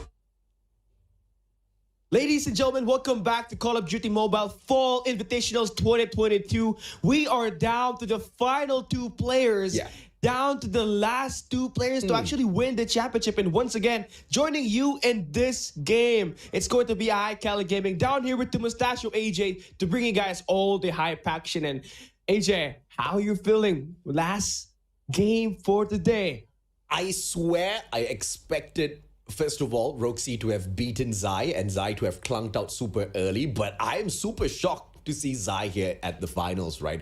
And then just when you thought that Whoopi was going to get that victory, Nilo says, hell no. And I agree with you, right? The dragon vibes within this guy, he number one, does not like to take an L at all. Number two, he's got the fire. He's got the spirit of a fighter, and he's going to go all out. And I cannot wait to see what he can do against Zai, because Zai has just been super bionic throughout the whole day. He has been that super psychic. His map awareness, game sense, top notch. But the movements for Oiling, the aim as well as his crosshair placement, everything about Oling has just been phenomenal. So, I mean, if based on data, it should be Oling picking up the victory, but Zai has proven data as well as my predictions wrong, not once, but twice now. No saying he can't do it the third time. Well, Zai is gonna have to completely go out here against the Luo and play clean, because, you know, all of his matches involve secondaries, and it's not really good to say that this is a King of Sniper challenge, ain't it? And, you know, Zai actually played one game of Breakout yesterday and had 16 kills with the secondary. So that's one interesting thing here that Diluo has to worry about, because this guy, when it turns to desperation, he can bring out the 50 GS and take you down and have more advantage moving it all along. But looking at this game right now, you know, these two players, they really respect each other. No kills made whatsoever in his first 40 seconds. I think there's one thing that Zai has proven. Not only is he one of the king of snipers, he's also one of the kings of the 50 Gs. This guy annihilates with his secondary. Yeah, I know it's really hard to actually use that pistol and actually time it correctly, you know. But with the 50 GS, that one-shot one capability is extremely valuable in terms of this 1v1s at the close range. But now we do see the players equally tied up 1-1 now, make it 2-1 with the Luo taking the lead. Yeah, Oling, fantastic comeback in here. And the question is, when will Zai strike again? Just when you want to count Zai out, he just springs right back up. This guy has got one of the best recoveries within the whole competition so far, and nobody else can keep up with him. I mean, he starts off hot, and the moment he sees a little bit of pressure, he just steps it up a little bit higher. Now, I know a lot of people within the MSP chat are a little upset that Whoopi got beaten, but it is what it is, man. An L is an L. We gotta move on. CDFI is coming up, and I mean, we are going to see a lot more of Whoopi, so it doesn't mean like today's going to be the last day of battle. Yes, we don't get to crown the one and only Whoopi as the king of snipers, but it really doesn't matter. This is one heck of a good show. I'm loving this battle all the way down to the end. Question though, Callie, who do you have your money on here? For me, it's got to be Uling or Niluo. Yeah. This guy is just explosive, man. I mean, his willpower. I mean, look at this killer face every time he wins. Unstoppable. Unstoppable. Yeah. I love it. I love his game face, right? And the moment he gets that victory, he just pumps his fist into the air. You can see so much of emotion just running through his veins, through his expressions. I love it. I mean, if you are a pro player, you gotta have this sort of a dedication towards your game, towards each and every single matchup. I love it. I've got my money on Oling as well. But once again, I've said this once, I've said it twice, I'll say it again. Zai has proven us wrong, and Zai might strike once again. Oling now spotting him out, but anticipating Zai to show up. But no, Zai just chooses to hold on to his corner and forces Oling instead to continuously double peek him. I like what Zai is doing, but Zai also knows that he's playing a huge risk here. Oling's already at match point for this first round, and he doesn't want to take a risk. Oling once again misses. I think that's third shot in a row, and Zai should take advantage. Oling says, get the heck out of here. Fantastic end to the first round. Yeah, amazing start. And you see, and he's now finally able to reset himself. But look at the discipline, you know. Every time we see Uling in the game, you would often say that he's very aggressive. But, you know, while Zai is actually trying to bait him out to actually force and to go and rotate, he just waited in his position and, you know, wait for Zai to actually make the rotation. And there, Uling, with a little bit of patience and discipline, was able to get rewarded with that final kill. And now he takes the first map. And it doesn't matter to get that mid-map control that this guy has been doing here at this game. Because right now, he's been acing it, AJ. Oh, he most definitely has been doing so. 5 eliminations. Zai struggling against Oling. Who would have thought? Zai, the one who has dominated the competition all throughout. Ling, on the other hand, he just showed up in that very final matchup, and Breakout was him just breaking out of his fake skin, because this guy was just playing possum during the group stage, not really fragging up high. And then when it came to the breakout stage, he literally got one of the highest eliminations out there on the battlefield. But you can see slowly but surely, Zai is getting all of those eliminations to climb back in here, due to his name, and Ling, on the other hand, has absolutely none. But we know the style of this guy. He should strike hard as soon as he gets his momentum. But Zai has been able to outclass him when it comes to the strategy as well as positioning on the map. Yeah, exactly. You know, Zai has been playing passive, which is the total opposite of what Niluo or Uling has been doing here inside this game. It's been totally working for him, but now Niluo was able to take him down at the mid-map. So here we go. Niluo now has the chance to make his move. He has done the first blood. Now he does the second. And this is one thing that you don't want him to do the most. You know, get warm and heat up and take it away from you. And Zai has completely let him do what he wants in the game. But the nice diffusion with that headshot from the staircase. I mean, Zai is just so accurate with his shots at this round number 2. Get ready for the next round. And this is exactly what we're talking about, man. Zai and his capability to make his way back into the matchup. I tell you, hiya, this guy, what a comeback. Oh no, hiya, what you doing? Well, come on. It's going to be a close game. You know, this first map right here, it could just be a good foreshadowing of what's more to come in here, AJ. But, you know, it matters that you get this map number 1. It goes up with your psyche, and of course, boosts your confidence. And at the moment, the first blood is going to be important, and Niluo is going to be able to get that. And now he gains full map control at the mid-map. And it is just what I know. That hit mark earlier on didn't help him out all that too much. Zai, on the other hand, just misses Ling, climbing up towards the mid part of the map and still gets punished. It's now 2-0. Just when you thought Zai was gonna pull one right back for himself, Ling just denies him and denies it hard. Zai, both now trying to just call each other's fake.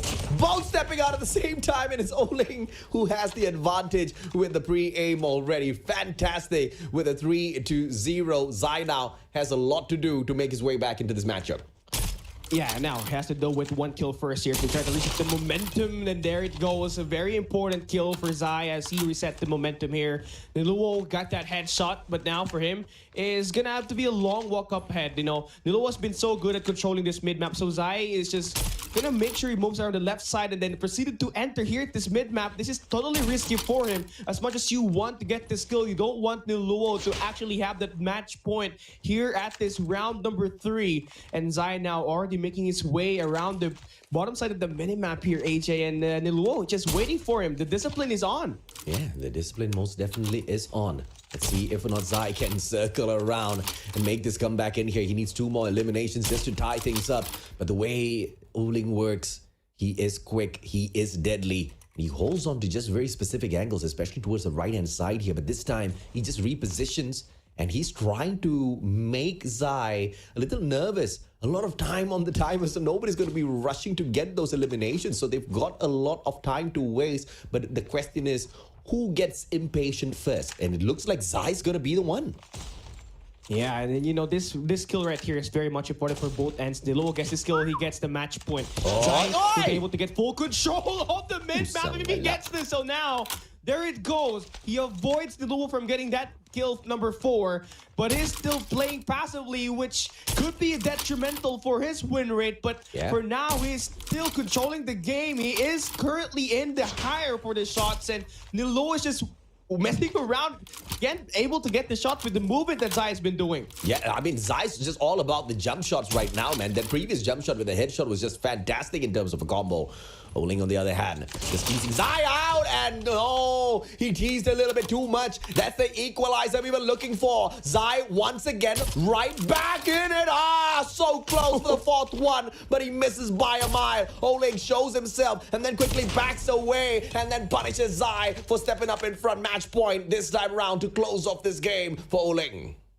Yeah, the perfect counter for Zai is use this Wills, but right now he did challenge the Luo here at the mid map, so he lost that gunfight, and that was key because that gives you the chance to be one step ahead of the competition, and of course one more point from winning this entire map. And Luo now already crossing the left side. It's going to be relatively close. Who wins here is going to be important, and Zai will be able to put the trigger on, and Luo now gets that information, but still deadly close battle. Zai wins that 4-4. We got ourselves a tie game. Oh, too good. I mean, Zai, he's just stepping up, man. And oh my lord, Ole shoots between the legs of Oling.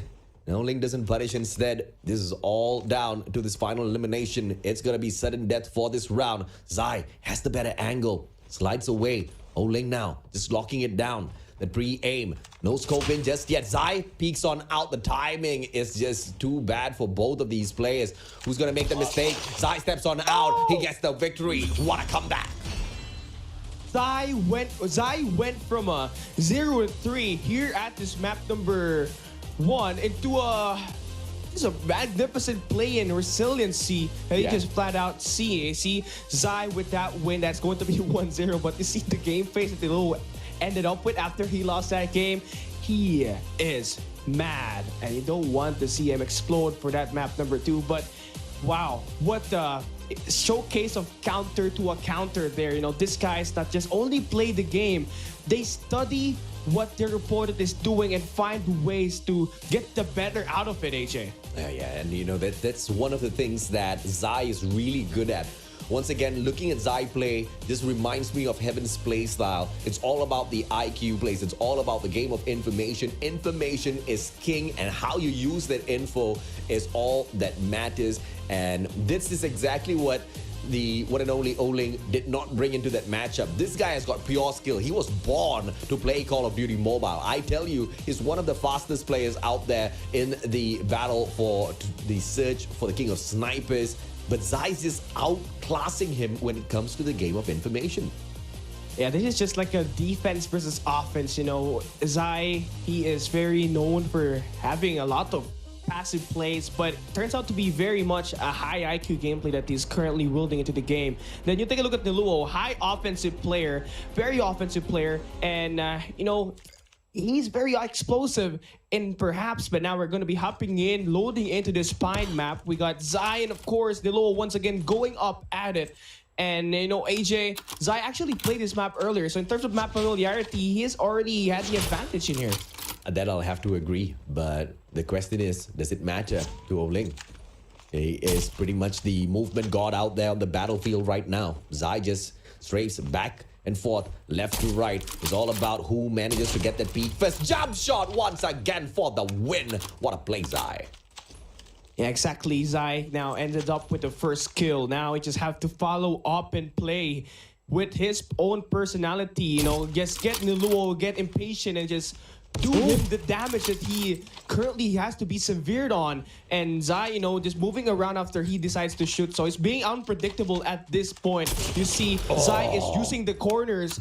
Meanwhile, Niluo is lost in the middle. So Zai is playing this so smart right now. Niluo can't seem to understand what's going on. Oh, come on, man. Zai information once again. This guy just shades of heaven right here. IQ plays to the T. Zai is just ruling over the one and only Oling at the moment. Oling, not much of that movement saving him right now. He can't get away from the watchful eyes of Zai, but finally manages to retaliate. One elimination, but quite a bit to catch up. And I believe he's got his eyes on Zai already. One shot, Zai misses. Zai doesn't know exactly where Oling is, but with that shot, he should get that information now. Quickly repositions. Jump shot once again, Zai, but this time he misses and Oling takes advantage.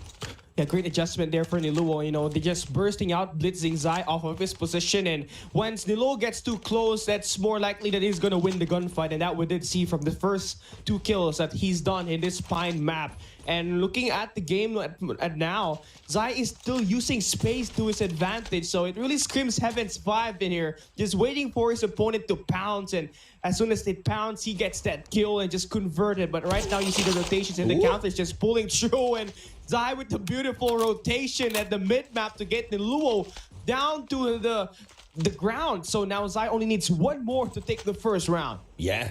Can Zai get this final elimination? Finds Oling. Doesn't get the shot. Zai repositions. Oling! Already with the pre-score. Punishes with a headshot. Zai. Now, one more shot to lead this into a sudden death. And Zai doesn't allow it to get there. Finishes off the round. And that's fantastic if you are Zai.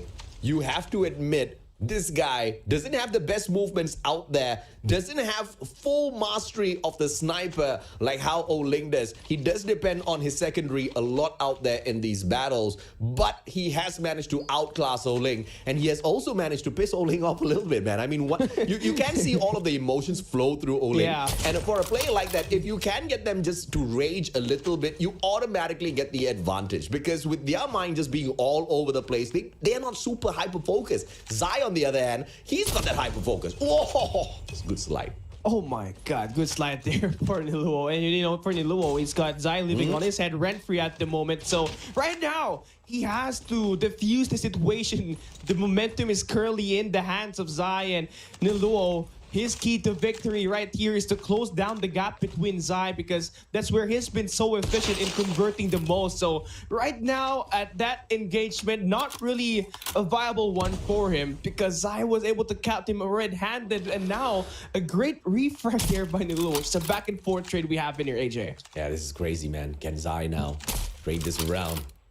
Earlier on, he got that victory, but he just wants to string this into a double for himself. Oling doesn't know exactly what hit him. He's still in a daze from the previous matchup leading into Pine. He is trying his best to make this recovery, but Zai is just proving to be a little bit too slippery for his grasp, and Oling just hasn't been able to punish him at all the way he has punished the rest. Yeah, unpredictability has been the main source of Zai, and Niluo, with all the movements that Zai has been doing, he's been having troubles where to locate the player at, and I think that's going to be the key here for Zai to win this championship up against Niluo. And right now, he is currently on the battle of the close range, and Zai still continues to win it. Despite Niluo on the close range, he has just been one step ahead here, AJ. Can he do it? Can he do it? He's quickly rotating around. Should be able to get this. And Oling hides away. Zai has been spotted out. Fantastic. Zai tries to spawn trap Oling, but Oling's just a little bit too smart. You're not going to catch me with the exact same trick twice, says Oling. Zai now hides away. It's all in the hands of Oling. He has got the good position, and Zai just did not see that coming. Match point once again. How close of a finals do we have here? Yeah, the counter is just on for these two players. Niluo now having the chance to force overtime here at the Pine 1v1 duel. And looking at it this way, Zai has been struggling to find and connect the shots. Niluo is now working his wonder, but now we come to a dead stop. Right now, the wind is blowing, but no one is not really moving in here at all. They are using the time to their advantage because they know there's a lot of time to play with. And right now, Niluo is going to be the first to quickly react. Now on the rocks, Zai is on the front end. He has the head glitch advantage, and now Niluo is trying to take the challenge head on, despite showing the heaviest shoulder of all. That could be easy shots for Zai, and there it is. The timing is perfect. 2-0 now here at the championship. Yeah, the head glitch advantage was just a little too much for Oling to deal with, and we might just have a 3-0 on here in store for all of us. And I cannot believe what I am seeing, because, dude, I mean, this is pretty much seeing a Whoopi versus Heaven matchup right here. You see the playstyle of Zai really matching up to Heaven. You see the playstyle of Oling really matching up to Whoopi. I mean, that was the best matchup of the whole competition so far, I have to say, between Oling as well as Whoopi. But now I have to replace that with this game. This is the best matchup so far. It's the exact same flavor we get from Garena, but played in the version of Call of Duty Mobile for the Chinese region. And Zai as well as Oling are doing one heck of a good job to raise the status of their server, man. I mean, these two are phenomenal players, Kali. Yeah, I have to agree with you. And to conclude what the personality of these two teams can bring, yes, they are like the version of Whoopi and Heaven in the China region, but taking a look at their personality, Zai is more of a defensive juggernaut. Then you take a look at Uling, it's going to be a very offensive one. So with all that said, it all boils down to this map that we are gonna see. It's going to be Saloon, wherein Zai had most success in terms of playing against the opponents, where this is also the map where Niluo lost against Whoopi. So Zai, everything is stacked to his favor. He just have to convert. I mean, he converted, sure as heck converted. What a shot. Just sneaks on out with that slide, punishes Oling instantaneously. And now, once again, holding on to the exact same position, not moving away at all. Oling manages to catch him just because of that. And I like what Oling's doing here. Right after he gets that frag, instantaneously repositions. Zai, though, not much of that information to play with, but one missed shot from Oling, and Zai knows exactly where to go in here for the peak. It's all about who gets super aggressive, and Zai catches Oling with the timing. I mean, what a sniper battle we've got on our hands here. Both of these players are so well matched. Yeah, but they're always prepared for the next gunfight in here. And despite Zai always taking the lead, Nilo is always able to tie things up. That's how close this game is. And the concept of these two players are just so leveled between each other. So now, here is the thing for Niluo. He has to bully out Zai on this power position, and he has to convert. If not, it could be Zai just leading up with the momentum here all of the games and all of this in this round. So at the moment, Niluo had a quick good slide, and now the backslide on for the hit. It's gonna connect at the second, and there it is. We're now tied, and Niluo has the power position. I mean, at that point, I was thinking Zai was going to whip out the 50 Gs, but he didn't. That's the discipline that I didn't think I would see Zai play. I thought he would just whip it out, but now Oling running away with this matchup. He wants to make a strong statement, and it looks like he is doing that with all of his shots. What a play. 5 back-to-back slays, and he picks this round up for himself. Yeah, just a clean hit. Just make sure he gets a power position at the hay bales. And that's been the key for him. And they just have to do that consistently here at this round number 2. He has the opportunity to end this in here right now. But talk about the surprise again from Zai. Most of the time, you'll see him pull up the pistol once a player just really gets close to him, but he sticks to it. So let's see if he's gonna stay through that mentality, moving on when desperation hits for him. But he kicks things off with the first blood, and the gets caught in the act for the second time. Yeah, he gets a wall assist. The wall assistant, I don't know what that means, but it doesn't matter, man. Zai's on fire right now. He peeks the left, he peeks the right. Oling slides away, shows himself. Zai misses the shot, and Oling takes advantage as Zai slides straight towards him. Fantastic play by both players. But Zai, he had a hot start in this matchup, and now Oling has got a better defense. Zai just has got just one of those haystacks to kind of deal with in terms of defense. He cannot jump. That headshot will be too easy for Oling. Spots Zai out. Zai repositions, but what a wallbang headshot for Oling. Yeah, this is where Niluo or Uling is actually good at better the most. Once he gets close against Zai, that's where he gets to convert a lot more compared to the long-range actions. And right now, he's been so offensive, just needs to convert a little bit more. Needs to take this haystacks once again to the left side away from Zai. And one way to counter that is take full control of the second floor. And right now, that's what he is doing. But maybe a wrap around the saloon could be very much needed for him to counter Zai, but that guy is not just bunching, he's staying to his position.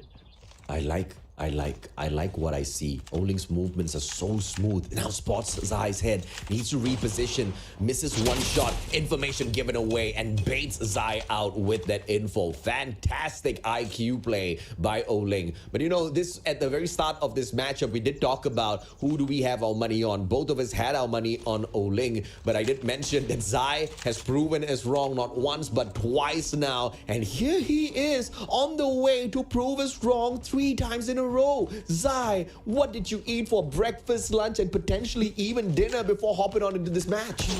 Yeah, this guy's just unfazed. There's a main reason why he is the MVP of the China region. And, his versatility and adaptability to situations really makes him very great in this terms of competition. And you see now he takes the lead after Uling's desperation shots and, of course, continuous streak. But a wall back from Niluo. Here at the haystacks, now we're gonna 4-4 again. Niluo almost had a chance to end it there, AJ. Yeah, and this is that sudden death. If Oling gets it, he stays alive. If Zai gets hit, Oling just breaks more sweat, and Zai makes Oling sweat. You're not gonna run away with my matchup just yet, boy, says Zai. And now it is gonna go into round number 3 at Saloon.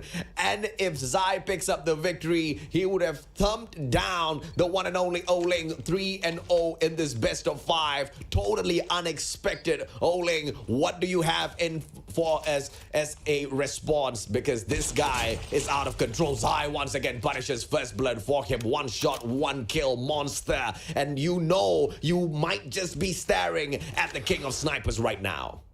Exactly, AJ, and this guy now has full control of the momentum, and Niloa right now has to defuse the situation by making himself known and, of course, invading and attacking Zai, but it's not completely that easy when you got Zai in a good power control. But now the rotations are gonna come to the hit mark.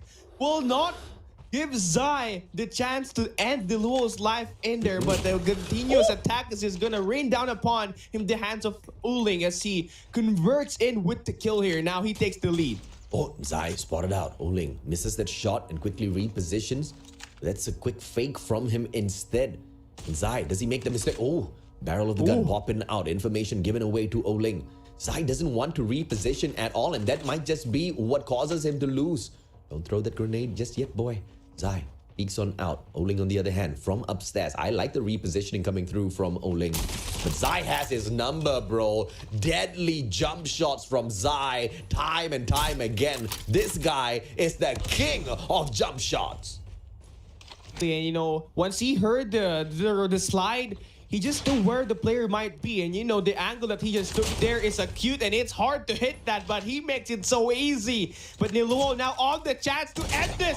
The shot connects, and we see ourselves a map number 4 as Oling finds himself with the nail-biting victory. Yeah, and Oling's obviously not super pleased with the situation that he has been shoved into by the one and only Zai. 2-1 in this best of 5. Can we see it go down all the way to a game number 5 between these two supreme snipers out of China? Garena tried, Garena sure as hell failed. China, monsters, I tell you, when it comes to the snipes. But will this be the same case at CDFI later on? This is just the appetizer. This is just the teaser for what is up to come next week. And you know, this game is already hype. This event is already hype. What more when we see the CDM region and the Garena region head on face to face? It's going to be a mind-blowing experience. But looking at the game right now, we are going to see map number 4.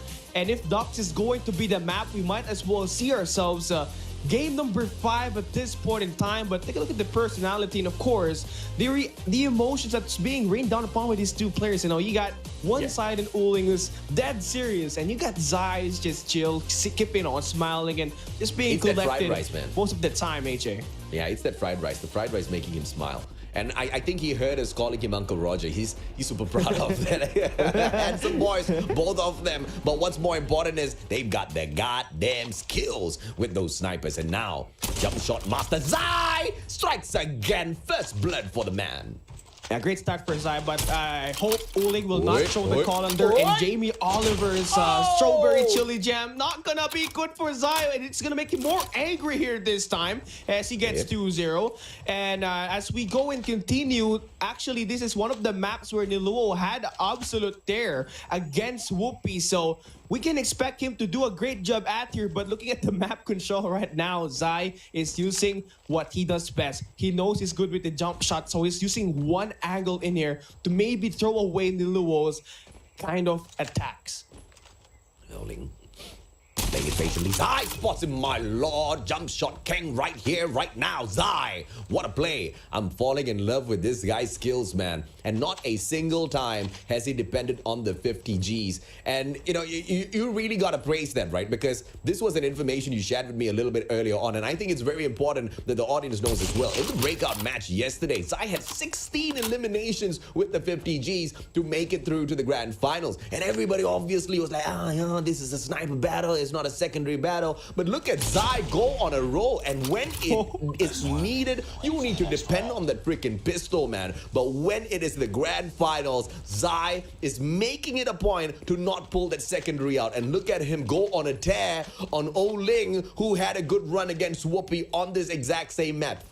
5-0. What a man. Yeah, this guy, competing here at the King of Sniper Challenge, he just activated the flow state. He's just fully immersed, paying no attention to distraction and just tallying up kills and placement with just no realization. Now Zai is on the verge to end this. He starts this round with the first blood, now gains control of the top floor. That could be more disadvantage for Niluo. This guy is way ahead of the competition. Yeah, I mean, he knows all of the spawns. He knows exactly where to go in here and peek. The information, the map awareness, the knowledge that this guy has got. I mean, he must have played this map millions of times already, because Zai just seems like such a natural. But remember earlier on, it's Ling. I mean, you see jump shot from Zai, but have you seen Zai shoot a player who's jumping through the air? You can fly, but my boy, you cannot land. You going for the reset. Zai's on fire, 3-0. He just needs 2 more to be crowned the king of snipers. And now he is just on it. He spots the player. He's looking to end it here, waiting for the perfect opportunity to ride with the momentum and, of course, landing the kill in. Zai is in the eyes of the viewers. He is one of the best here, absolutely, with the way he's been displaying his gameplay against Niluo, who is currently down by a lot. And here we go. Zai is gonna spot the player, and that confirms it. 1 more to be the King of Sniper Solo Challenge, and Niluo will finally get his first. Yep, let's see if or not Ling can continue to survive, because I tell you, we are looking at the king of the Snipers Solo Challenge, the one and only Zai. Ling fighting for his dear life, but Zai only has 1 final elimination before he gets crowned the king. Everybody bow down as the king of snipers is born. This is the first CDFI King of the Solo Sniper Challenge champion. He is now crowned the MVP of the Season 4 of China Masters, but also is now crowned as the first ever King of the Sniper Solo Challenge. Take a look at this guy's achievements and his individuality. He is just perfect for that award, AJ. Can we talk about how he's just being showered with the glitz and glamour right now? You see all of those DSLR camera flashes right in front of him. Everybody wants a shot of this guy, of this monster who's known as the King of Sniper Solo Challenge right now. The one and only Wolf Zai. They came out of nowhere. They used to be known as absolute chumps, but now they are kings. They are on top of the world, and they are here to dominate. And I cannot 我们 wait 恭 to 喜 see 重庆 more 狼队的 from them 安仔 during the 获得了 CDFI. 2022使命召唤手游秋季邀请赛区王赛的冠军，请安仔来到舞台中央，有请，恭喜安仔。 And we've got an interview 经过了 segment here 2天的 with the King 对 of 决 Sniper Zai. 凭借着自己非常强的个人实力拿到了这个奖杯。接下来有请我们的工作人员呈上区王的冠军奖杯。恭喜安仔，恭喜安仔，非常的不容易，在短短10天之内硕果累累，这10天拿到了总冠军，拿到了 FMVP， 拿到了区王赛的冠军，现在也淋了一场金色的雨。想问一下安仔，现在心情如何？心情还是比较激动的吧，因为我觉得我这段时间练狙没有白练吧。狙没有白练啊，想问一下，这2天以来啊，对自己的表现满不满意？如果满分是100分，来到熟悉的打分环节，给自己打个分。说实话的话，我假如想给自己打分的话，肯定就是还是打80分嘛，因为我觉得还没有达到极致吧。还有待提高。其实今天这2天的时间，有很多把狙击枪上到赛场当中，有 AMR Q33，以及 ZRG， 还有一把枪。他们这几把枪，你觉得哪一把更适合你？因为感觉你更钟爱的是 ZRG。我比较喜欢就是 ZRG， 因为它可以全身一枪死嘛，我觉得比较适合我这种就是并没有那么准，但是就是至少能打到人身上嘛那种。没有这么准，但是一枪致死，这个致死率还是非常高的。下周马上就要来到正赛环节了，想问一下安仔，对于下周的比赛有什么展望吗？我们肯定就是想把冠军留在国服赛区吧。留在国服赛区，也是期待安仔在下周正赛的表现，也是再次恭喜安仔拿到了冠军。我们把时间交给解说席。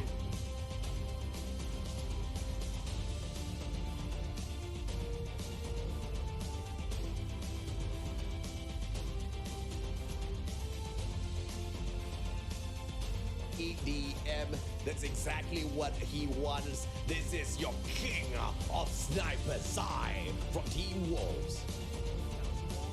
What we've said earlier, these guys climbed the ranks of CDM. They went from a 5th to 6th place in stage 1 to a champion of the Call of Duty Mobile Masters of China and become the champion, dethroning, of course, the Q9 Club, the best team in that region. And now that they are here at the CDFI 2022, they will be looking to be the highest, the toughest contender in overall of these games and in this competition with the way they just perform here at this Sniper Challenge and of course with their recent performance at their own region as well, AJ.